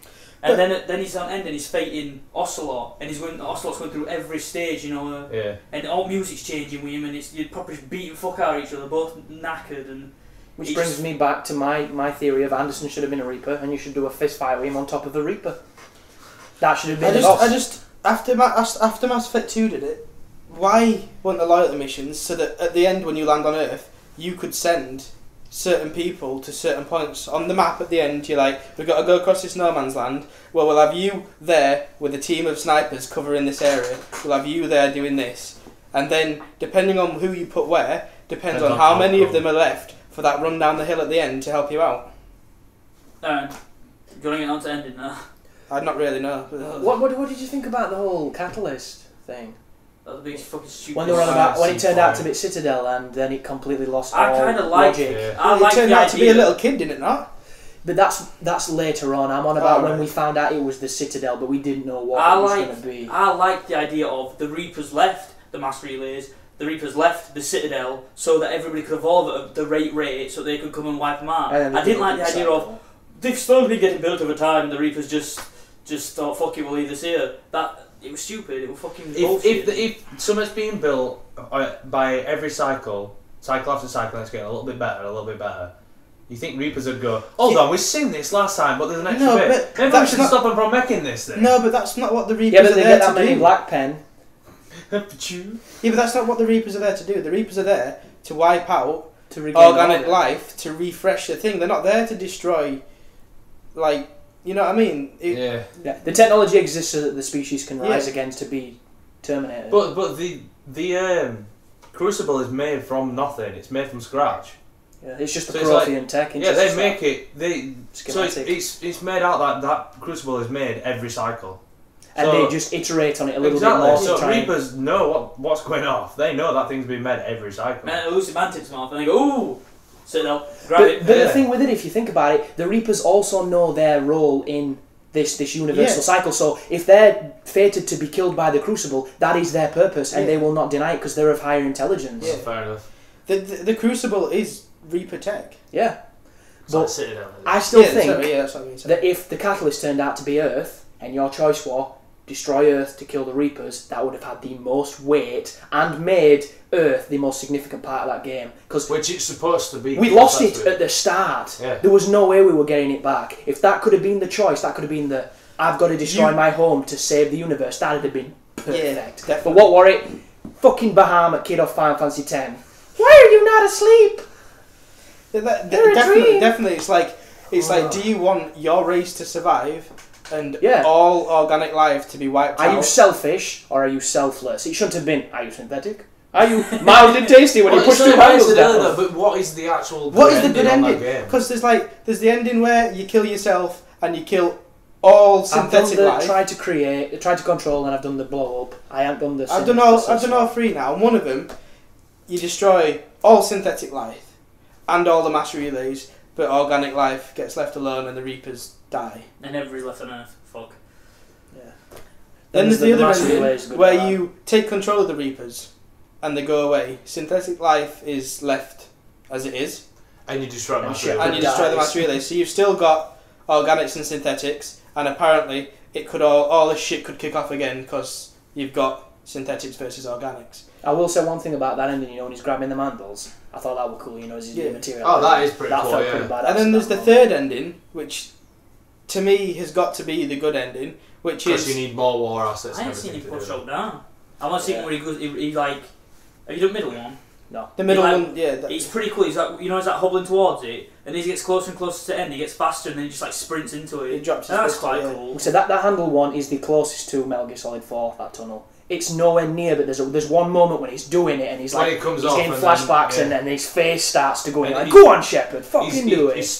One of his hands drops and then he's like fating himself to put it back It's on. a good moment. Yeah, I enjoyed that ending, but I did as well. Well, And that then part there's of the ending, should I say? And then there's the third ending. That you shoot Which that is- reactor. No, the reactor. No, that's the reactors first that one that I destroy talked about. synthetics. Yeah, that destroys Well, all. I'm just saying about that ending. You know when you're shooting it and it blows and it knocks him back and it does that cut to Joker and then he's back in and he shoots again and it cuts down. Yeah. That is beautiful. But it does them cuts on all of them, doesn't it? I can't Yeah, remember. it But does. Because when you're cinematically, pushing them things, that is amazing. it But on that cuts to shooting Joker. one when he's just Yeah, getting knocked yeah. back by explosion, I think. And then the third one, which is when he Film-wise, jumps amazing. off, it does the flashbacks as he's falling down. And basically, the third one, rather than destroying the synthetics or keeping the synthetics, it merges all life. So Everybody gets some everything is partly Yeah, synthetic or part. And I partly did the organic. merging one, and that where he runs into light looks mint. I didn't He's see just that like one. he's hobbling towards it, starts jogging, then he full on sprints and just dives off, and then And as then- he's like falling down, he's like, So you don't go backwards Aliens 3 style. no, he goes, But- he's same but forwards, but he's going down and all his face is getting like just. But no matter disintegrated as he what goes. you choose, mass relays die. They all blow up. Yep. And you Normandy, Joker, and random teammates always end up on that So planet. regardless of your choice, Except it's from the on same synthetic ending. one, they've got green veins. if you as well, destroy yeah. if you destroy synthetics, Edie's not there because you destroyed her. Yep. If you didn't destroy synthetics, Edie is there with Joker. No. I didn't destroy synthetics, and I got Liara and Gareth. Well, I had Gareth but she would Command still one. be alive though. oh yeah. That's. And then there's the yeah. third one where all the leaves have got little fucking synthetic lines on them, and Joker's all synthetic up. And Yeah, And you know, Tally if comes out. If you get the super shit one, where like no one survives, you barely see the Normandy, it's just leaves, pan, off. Really? Yeah, there's no one coming out of that fucking thing. I don't get why your team's on Normandy going through a mass relay. I don't get what that planet is. Do you think there's going to be No, I don't dinosaurs? get it. That's what I think. Is that significant, that planet? Because obviously they can't get off it, can they? And then you've got Is the Tell us DLC where you another play story as about the Joker Joker. because all of a sudden his legs work? Or? So maybe it's going to be Shepard in Jerusalem. Yeah, Tell us yeah, another stick story with it. about the Shepherd. Then the point it's is- Shepard, Renaissance Italy. What is the Yeah. point of that though? Where they're like, on that stupid planet, right to end, And it's like, oh, it's getting late. But I suppose I can tell you one more story about the Shepherd. It's like, What fuck the you, fuck was that? fuck you. It's The only thing worse than that- we're not sure if we want to do another game, but if we wanted to, we can. Only thing worse than that is, I am the catalyst. Oh, fuck you. I thought the I am Citadel the was the shivering little catalyst. child. Yes, who's the living Citadel. your dreams. The Citadel is part of me. you, and I know, can- you know what that ending is? It's going to set up for a prequel of Mass Effect. Yeah. It's going to turn That's out that all it little can kid says, be. tell me about the Shepherd, is actually Shepherd. And it's a logical absurdity. Oh my god. Or maybe the old man is Shepherd. I'll tell you about him. The thing I Stroking him, setting Now cards. sit on Grandad's knee. don't understand. Well, Licking Mass his lips Effect like is- Jabba the Hutt. We've lived on Earth, and we've been going through our Milky Way and stuff. Mm-hmm. How many years did it take us to find a fucking mass relay? They're fucking huge. I It's not agree- something you'd miss. I agree with Elusive Man on It's that. like they were a telescope looking for it. You know when he's on about how when they first discovered mass relay, people in fear would not want to go through it. It's Yeah. like, fuck that, dude. We've got to pursue knowledge with that. I don't care if it lets Reapers in. Like on Stargate. Exactly. So Kurt Russell survived. So basically, going through it opened it up for everybody else. Was that? and The it idea also behind brought it? about the war. Because the fear was, you don't. If you open a door, what comes through? That is the universal fear, because Yeah. that's what we're But like. why was it closed? Because we didn't know what it was. Imagine Well, the you sun but the turns thing out is, to be a though, golf ball. There's of another that universe. many mass relays, yeah? How come it... Yeah, we... But there's how- only one in our universe. How Yeah, come but people how can get to come... ours? Yeah, how come nobody came to us? Because they were like, they don't know we're here. We're just going to hide on this one. I thought- So you I tell me thought you had Krogan's to- into Saurian, Turians and all that, oh, let's just zap around I and then we'll thought you leave had to humans like to what open they're on. them, like you did with Omega 6 relay on second, and I thought it was something like that. Like you had to. They think we're erasing as infancy as well. Yeah, well, yeah. So it's kind of like, you know, when we see ants, Yeah. unless they're coming in as house, we just leave them to do the thing because they're crap. Well, that's true. That's yeah. probably what they were doing. Yeah. Like, Although, they're not like- ready to see us. like yet. like the frigging Reapers were saying and stuff. It's like we left you when you were in your Yeah, Protheans. no, but on the No, on the Crucible at the top, when that little kid's talking. Yeah, and because, it's like, because they come like, to destroy. on the last cycle, we left you because you were in your. So you were. They do the no dark thing. No, we get rid of all the fucking old. We bring in all. Yeah, but exactly. Still, Prothean's the same. The Prothean's like, yeah, we ignored your shit. That Prothean guy, he's proper like up his own ass. He's like. They used to eat flies, the Solarians. That is they used to be lizards and all this. It's like the Asaris have learnt to read and all this. He's a superior being though. He is the fucking forerunner. He goes, the amphibians, technically they're reptiles. They used to eat flies. He's just proper up his own ass, just like, I knew you when you were nothing. Yeah, but it's like if there were another game. God. If there were another game where humans survived and then they were laughing because dolphins are supposed to be the next most intelligent animals on planet. Yeah. Dolphins were like humans in the next cycle, and a human would be like, oh, I remember when you used to live at the sea. Look how intelligent dolphins I remember are. when the Simpsons took the piss off. Fuck you, a dolphin! And look how badly we treat them. That is the same thing from a Prothean. Yeah. You know what I mean? It's the same concept. The difference in their intellect is astronomical. Yeah. This dude made everything they're using to this day. That's the one thing with the whole Reapers wiping out the old and bringing in the new. You can have people that are from thousands of years ago that had more intelligence and more equipment than you have, but because they've been wiped out and you have to start again. Well, look at pyramids. Look at stuff like that. We'll look at them thinking, how the fuck did they build this shit? Exact same concept. My dad said he'd watched a programme, and there's these archaeologists and people that have like literally been looking at these stones, and it's like, we don't have equipment in this day and age to cut them that can cut them that well. Watched. Yeah, aliens. My dad was telling me about it. It's like, well, fucking amazing. It's like they must have had something to do it with, because we can't do that now. I never thought about it that much. I like pyramids and all this, and they're there, and all that. But when you think about it, and when you're on about these programs and what have you, something must have gone down for like. It's just like this Reaper concept of it eradicates everything, yet it leaves these mass relays, it leaves the Citadel, and these people who are complete infants when it comes to the intellect of the universe, and they're just like, what is all this stuff? What is this edifice? What is this creation? It's like when a civilization reaches its peak. It's like, nah, we're reaching a peak of civilization, and then there's all this war and everything, and you just get the feeling that at some point the world will be reduced to rubble and it'll have to build itself back up again. Well, it's like antediluvian theories of a big flood comes, wipes everybody out, and everything starts again. Oh yeah, it's like a cycle. Yeah, with Ice Age and everything. And you've got to look at it like anything else. For instance, if we were to look at a foreign language, we look at it thinking, how the fuck is that even made? Yeah. Yet, after a Reaper cycle, when everything is back from its origins, how long does it take? It's like, is it every 50,000 years just to get back to that? This is going to sound daft, but do you know, like, words? When you think, that's a table. Why is it a table? Who came along and said, that's a table? Yeah. This will now be known as a table. Pioneers, dude, and then you're conditioned because that's what you learned. Exactly. The Mayans, though, they knew about the Reapers. this date in December. Why do you think there's no Reapers. Mayans? The Reapers are coming. That's Shepherd. Shepherd's written on them walls. He's done this date calendar. He knows. Mayans vanished for a reason. They became Protheans. I don't know. I think with the backstory that it's got, I think they could have done a lot better. That's the only thing.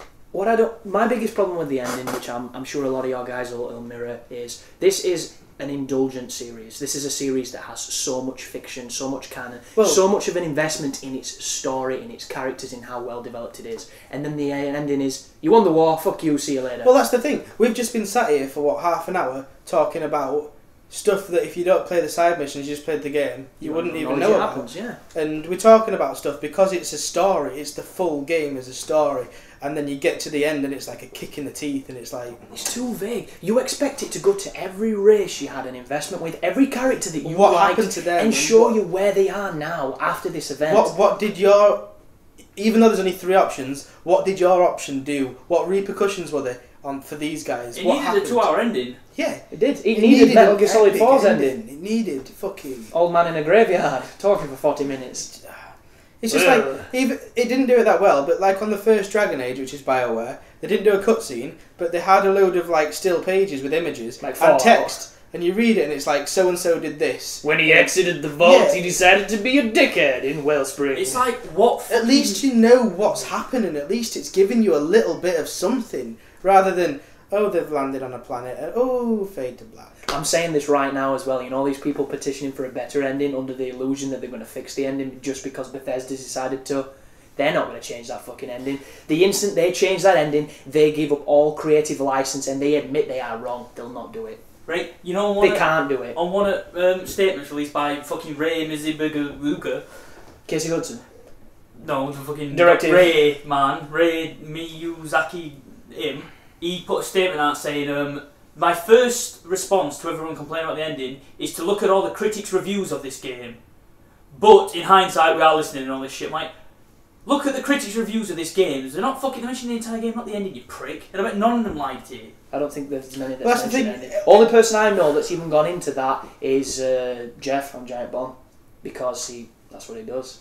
That's the You're thing. on 360 webpage. If you're what do you call him? Rating this as a game, and you need to put a rating as a game, it's not going to get a bad rating because it's a good game. It's a fantastic game. So yeah, that's the thing. Game.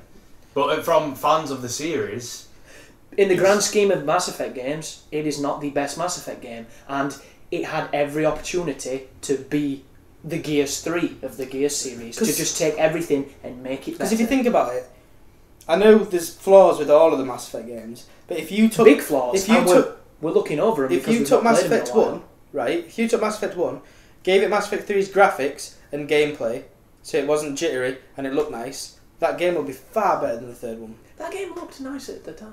Yeah, but you know what I mean though? Yeah. If you play it like it... If you release Mass Effect 1 now, with Mass Effect 3's gameplay and graphics, but the story, the side missions, the landing on planets and everything, like it. yeah, it would be such a better game than Mass Effect 3. It would be. No doubt, I think we can all agree on that. There's no argument there. it's hard, yeah, but thinking like that, it's hard to make a good game better. Because if you think about like Halo, when 343 went back and redid Halo with graphics and that Reach, better than 2. It's better than 3. If it had 4-player co-op, it'd be miles better than 3. So it's like any original game, it's hard to make a sequel, better. They didn't try and make it better for second though. They thought they'd just make it as different as they possibly could. What about Halo? Yeah? Well, one thing you might be underestimating Mass as well Effect, right. is the amount of nostalgia and Yeah. just pure love for a series that you get built up after That's the time. thing. Yeah. We can sit and talk Mass Effect for days, and we love the story, we love the backstory and everything about Mass Effect, and I just thought that it wasn't there. Ending felt I've like never a loved that cop-out. fuel. Why the fuck do they gear fuel? What happens when you run out? It takes you back to bloody planet where all Reapers are like, alright.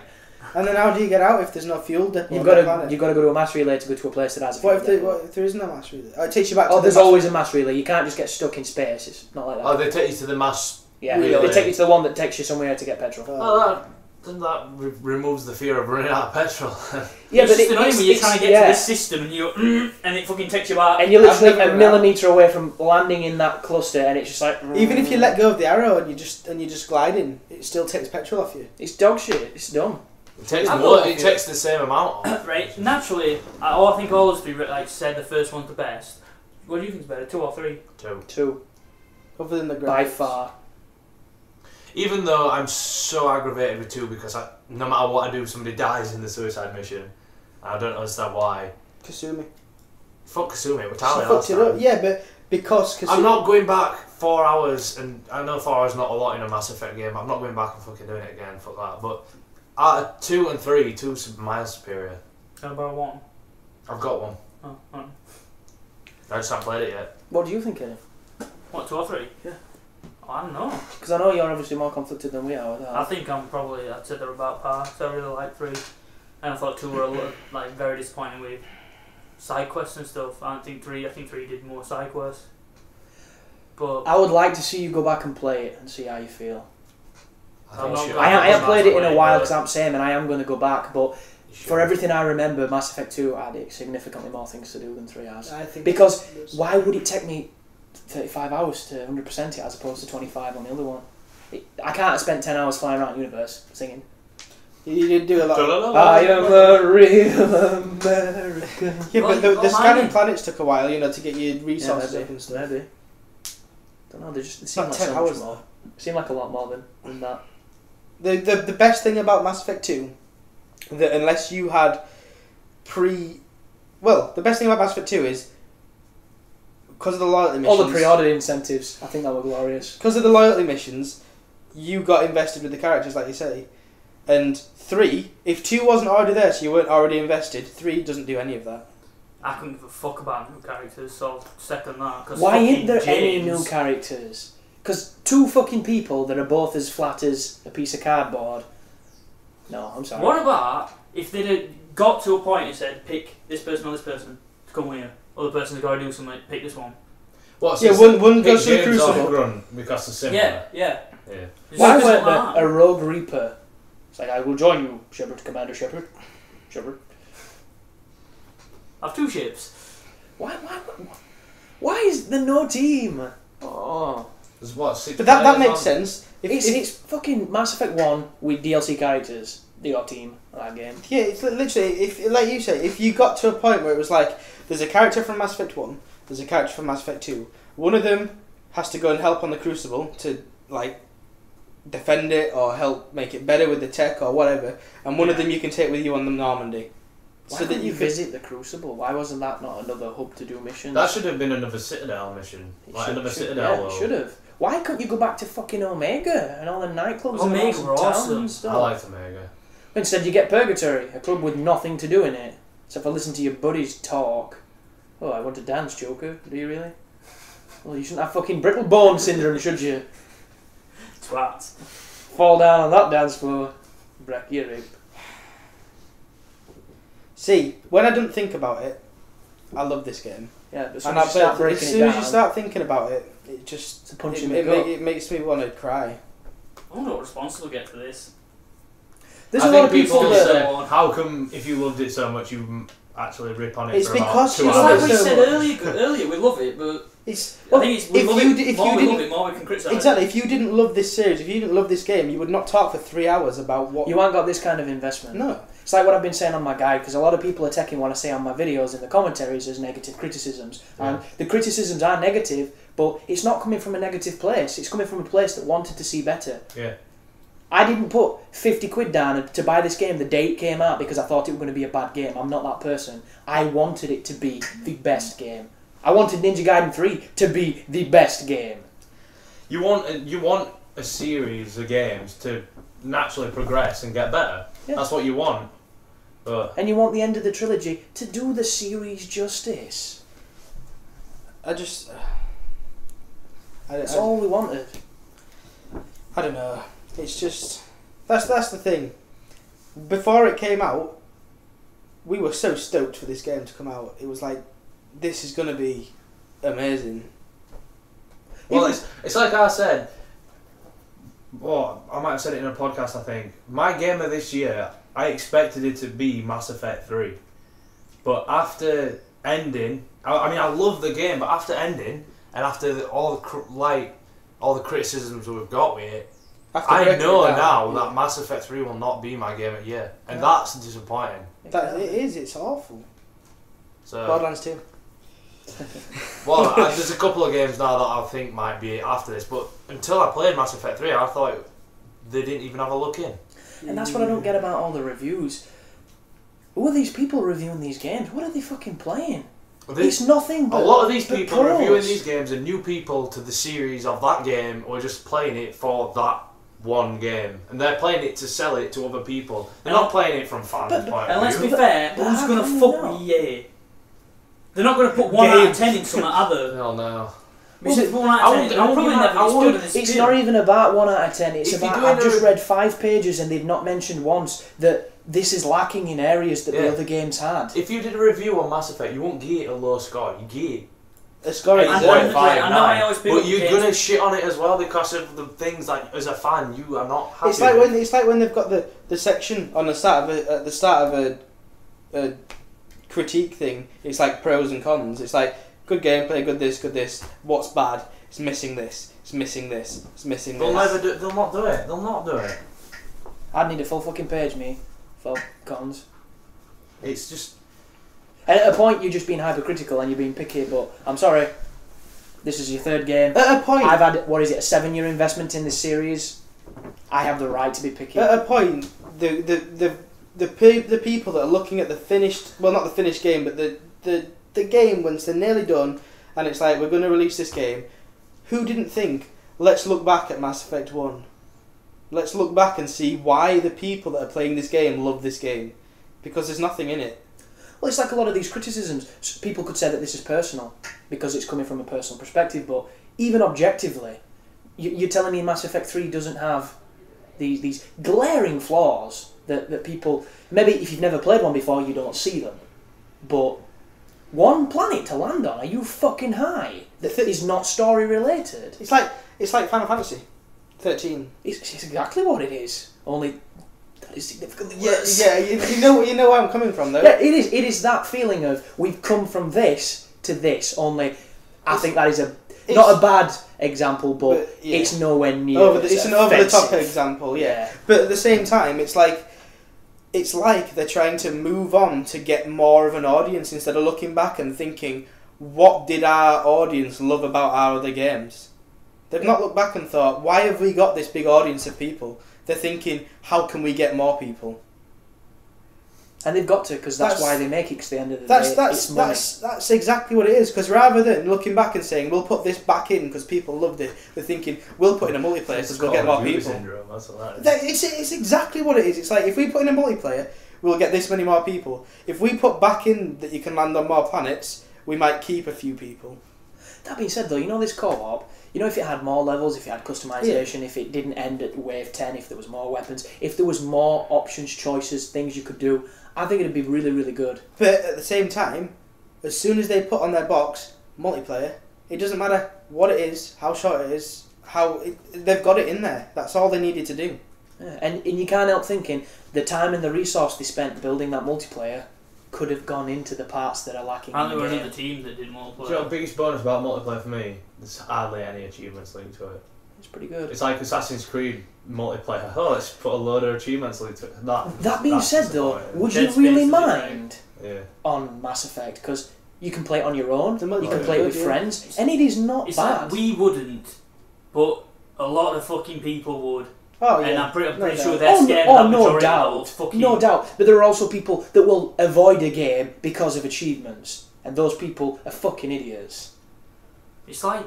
Ninja Gaidens are so hard, I'm not even picking this up. It's like all multiplayer stuff before it came out were just them trying to defend why it's in there. And people going, we don't want it, we don't want it, we don't want it. And it's like, just fucking get over it. They've said they're putting it in. Let's hope they're doing a good fucking job instead of bitching about it. The thing is, though, they had a separate development team doing the multiplayer.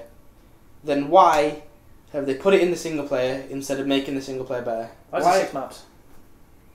Why is there not 3 discs? Because then you could have a multiplayer disc and 2 campaign discs. What is with that fucking disc swapping? Go to disc 2. Why is there 2 discs? What is in that universe? Well, they like to start on disc 1 and end on disc 1, but everything else on disc 2. But why? That's the way they like to do it. Well, so every time you do a side quest, put in disc 2. That's when you get to the end of the game, put back in disc 1.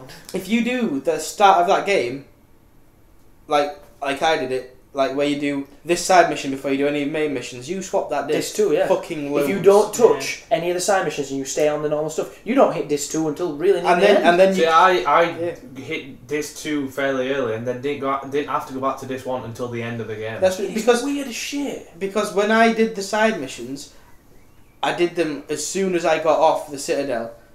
And literally, when I got that Jarvik guy, whatever his name is, that fucking Prothean guy. Jared. We'll call him Jared. Yeah, fucking whatever his name is. Jared the Prothean. He was blacked out. I couldn't even use him. That's just because I got him so early on, you couldn't use him. But I had to swap my disc like 4 million times. I can't believe some of his dialogue in the game when you have that DLC play a massive role in developing the storyline for the game. Really? Yeah, big time. Some of the insights he gives kind of explains what you're doing. Like the bit when how bad is that do for people like us that have beat the game and not even had that insight? Do you know the thing that fucked me off more than all? That the Geth Quarian side mission. Well, the side mission before the Geth Quarian decision. The ghostbusting one. Yeah, the ghostbusting one where you don't actually have enemies and you've got that ghostbusting. Fantastic story development. Yeah, the fantastic story development mission that I missed because it's not a priority mission. And that's why when it came to Geff... When you're in the internet. When you're in the Geff, yeah, Saints Row Decanet. Yeah, I missed that, right? So when it came to Geff Quarry decision, it was piss. Because I had no sympathy for Geff.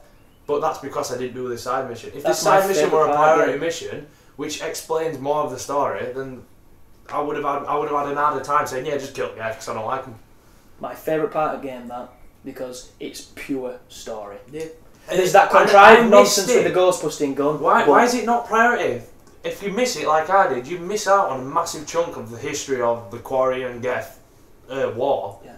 And it's beautiful. You've got no feelings towards Geff. There's loads of missions you can miss out. That mission where you got to go and defuse that bomb is a decent mission.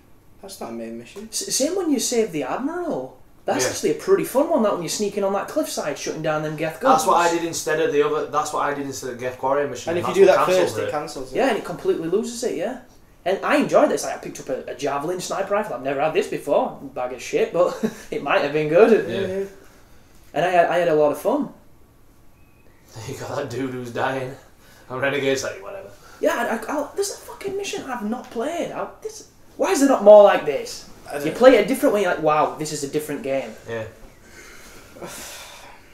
Well, I think that's Mass Effect 3. I think. Well, I think. So are we doing these questions? Then? Well, I think we should always do a sentence to sum up as Mass Effect 3 experiences. Just a sentence. Mine's great game, fun to play, but disappointing.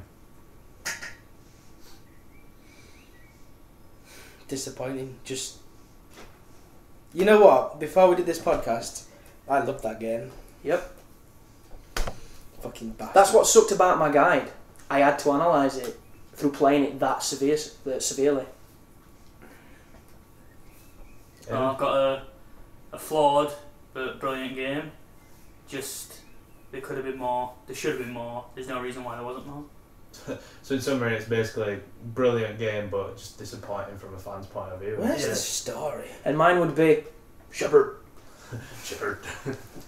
Doncaster. I couldn't even keep my fucking face. Doncaster Shepard will never be the same. Dude, fucking that guy, the black guy knows. I'm so glad I played default.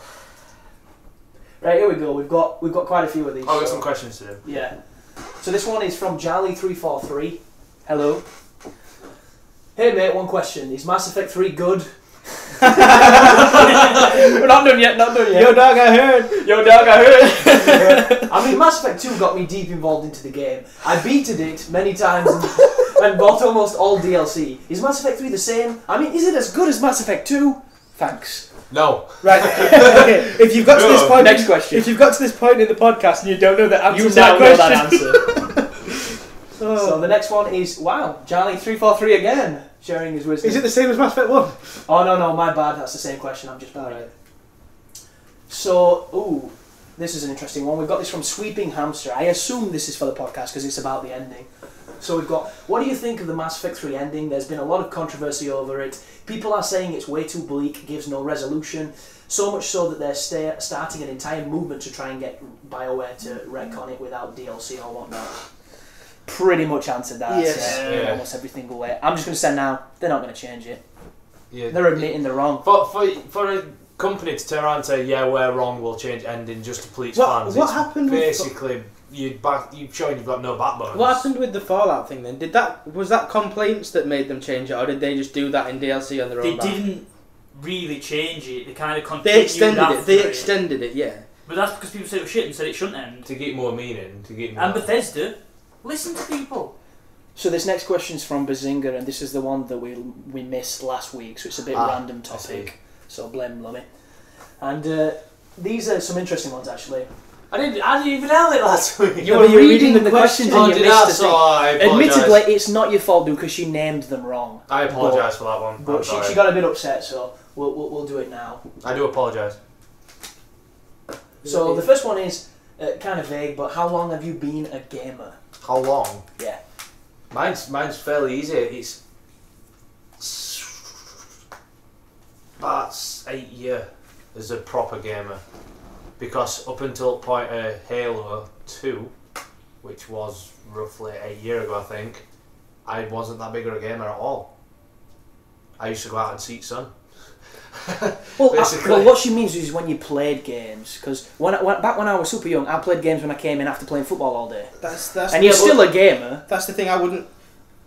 I don't know. It depends what kind of gamer. Well, if you're going for gamer and when did you start playing games? I started playing on Commodore 64. Exactly. But as a hardcore gamer, Halo 2. It depends how you start. I've always played games. Literally, I can't remember the first time I played a game because I've been playing games like. I remember Commodore 64 and tapes. I can remember my first real game because we did have a Commodore, but I wouldn't really class that because them games weren't games; they didn't work. But for me, it was Terminator 2, sorry, for the NES, and I was 4, so I would say 20 years. What came first, Master System or the big black grey box Nintendo? Is it NES? Nintendo. Yeah, Master System came first. Master System came first. Alex the Kid then. Built-in Master System game. There you go. There's yours.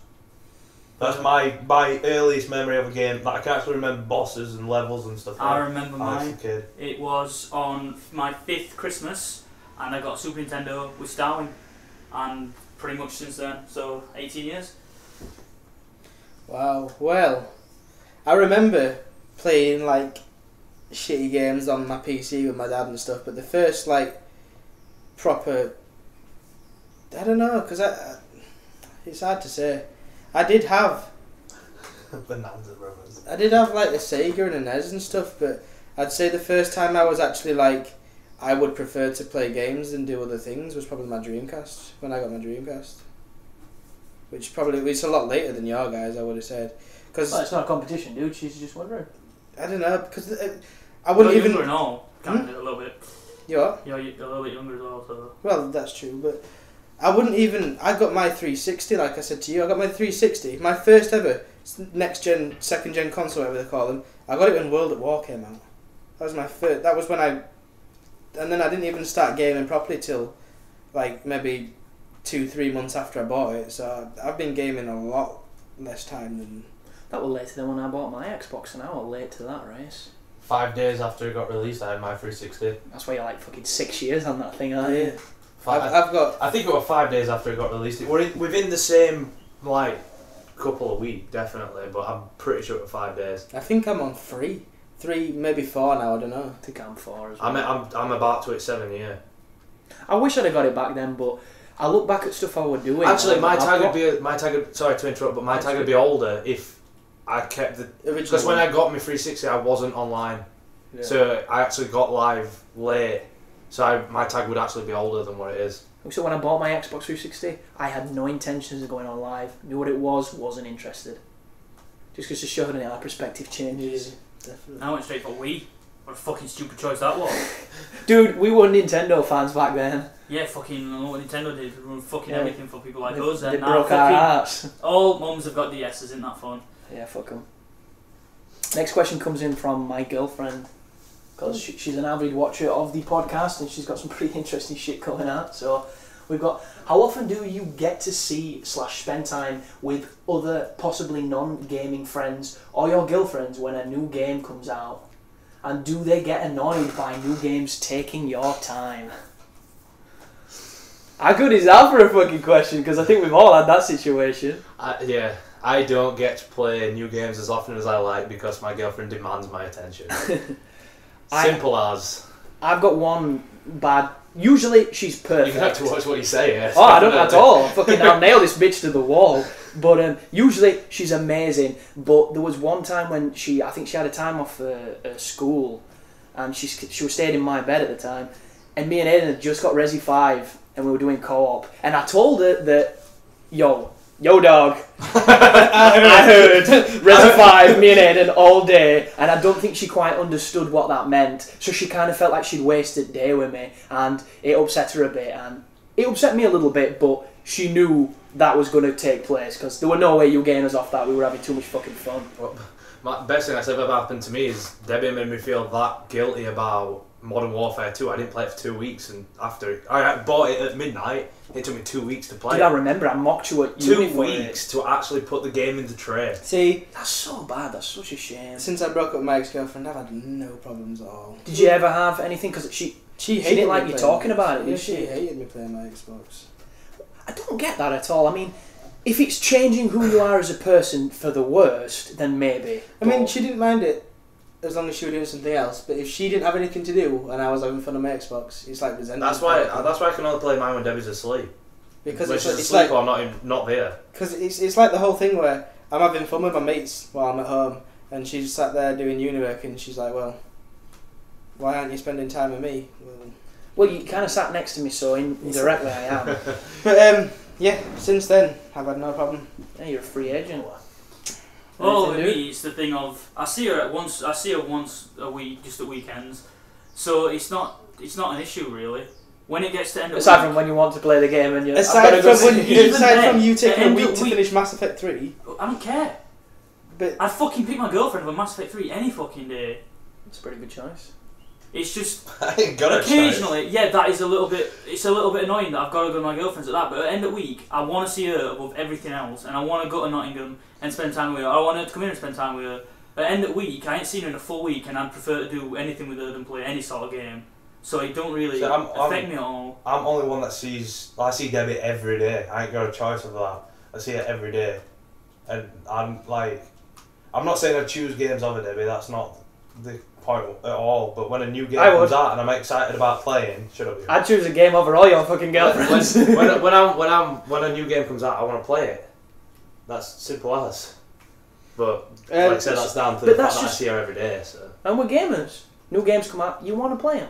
In terms of seeing your non-gaming friends, most of my non-gaming friends I work with, so I see them at work. See, I think a lot of people I hang around with, like football and stuff, aren't gamers, but then every so often a conversation will come up and you'll be like, what the fuck? I didn't know you played Skyrim. Yeah. Oh wait, you played COD, FIFA and Skyrim? Oh, I should have known. I see. Yeah, I don't really talk to that many non-gamers since I stopped working. Literally.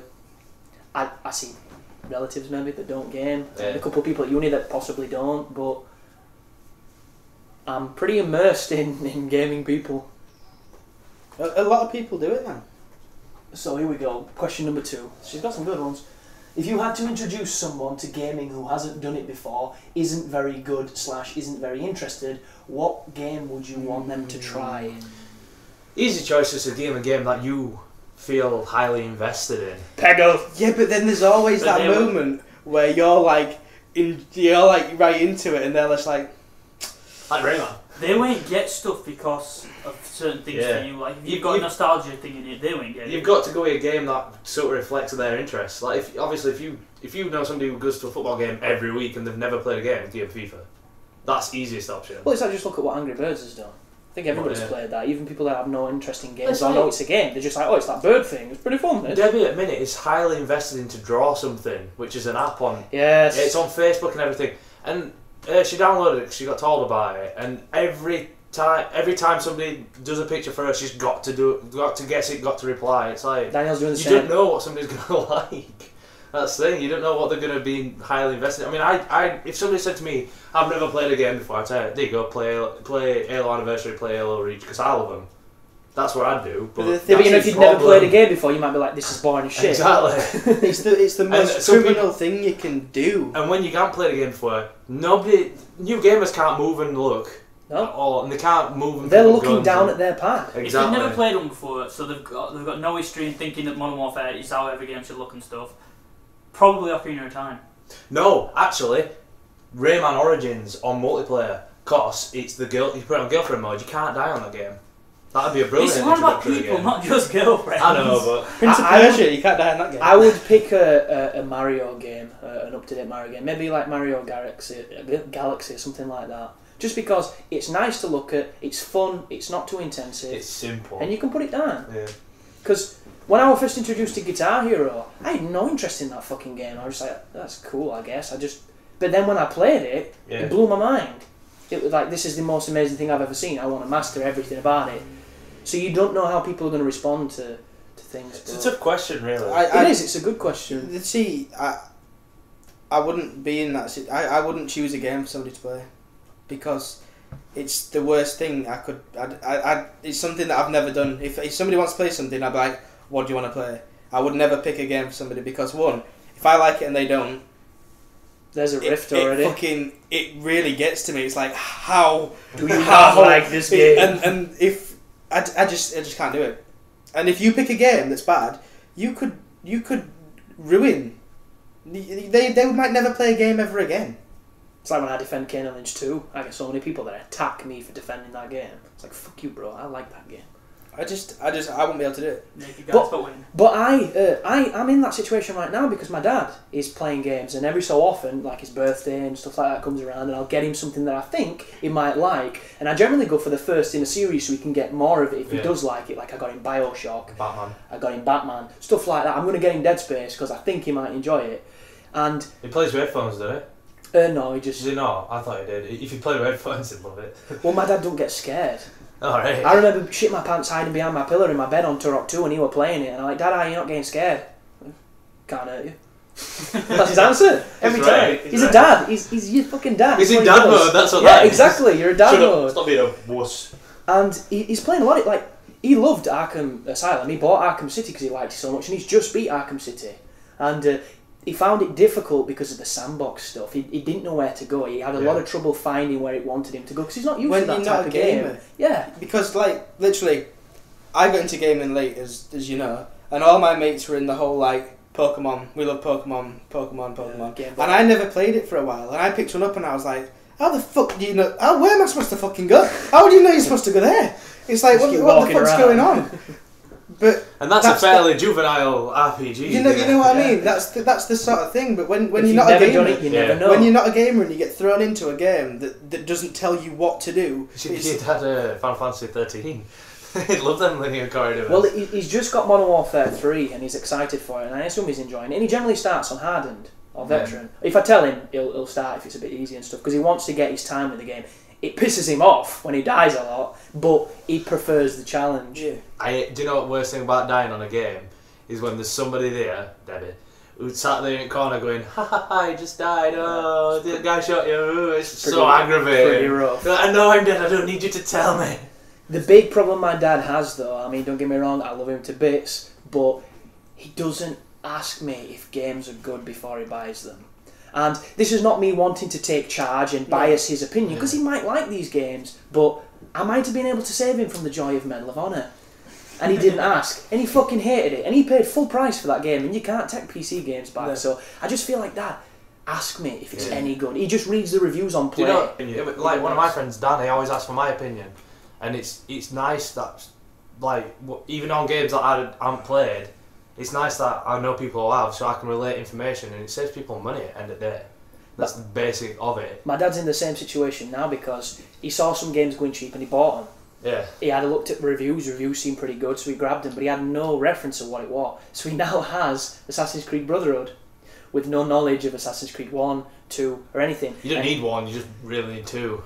Yeah, but you don't know what my dad is not the person who gets invested in the storyline, so there's a part of me that wonders, will it even matter? Yeah. But I don't think he's going to like it, because it's not the type of thing he plays. Like he put Fallout on, he got Fallout 3, and he started it, and it didn't tell him where to go. Yeah. And so one of the people who got out of Vault and turned it off?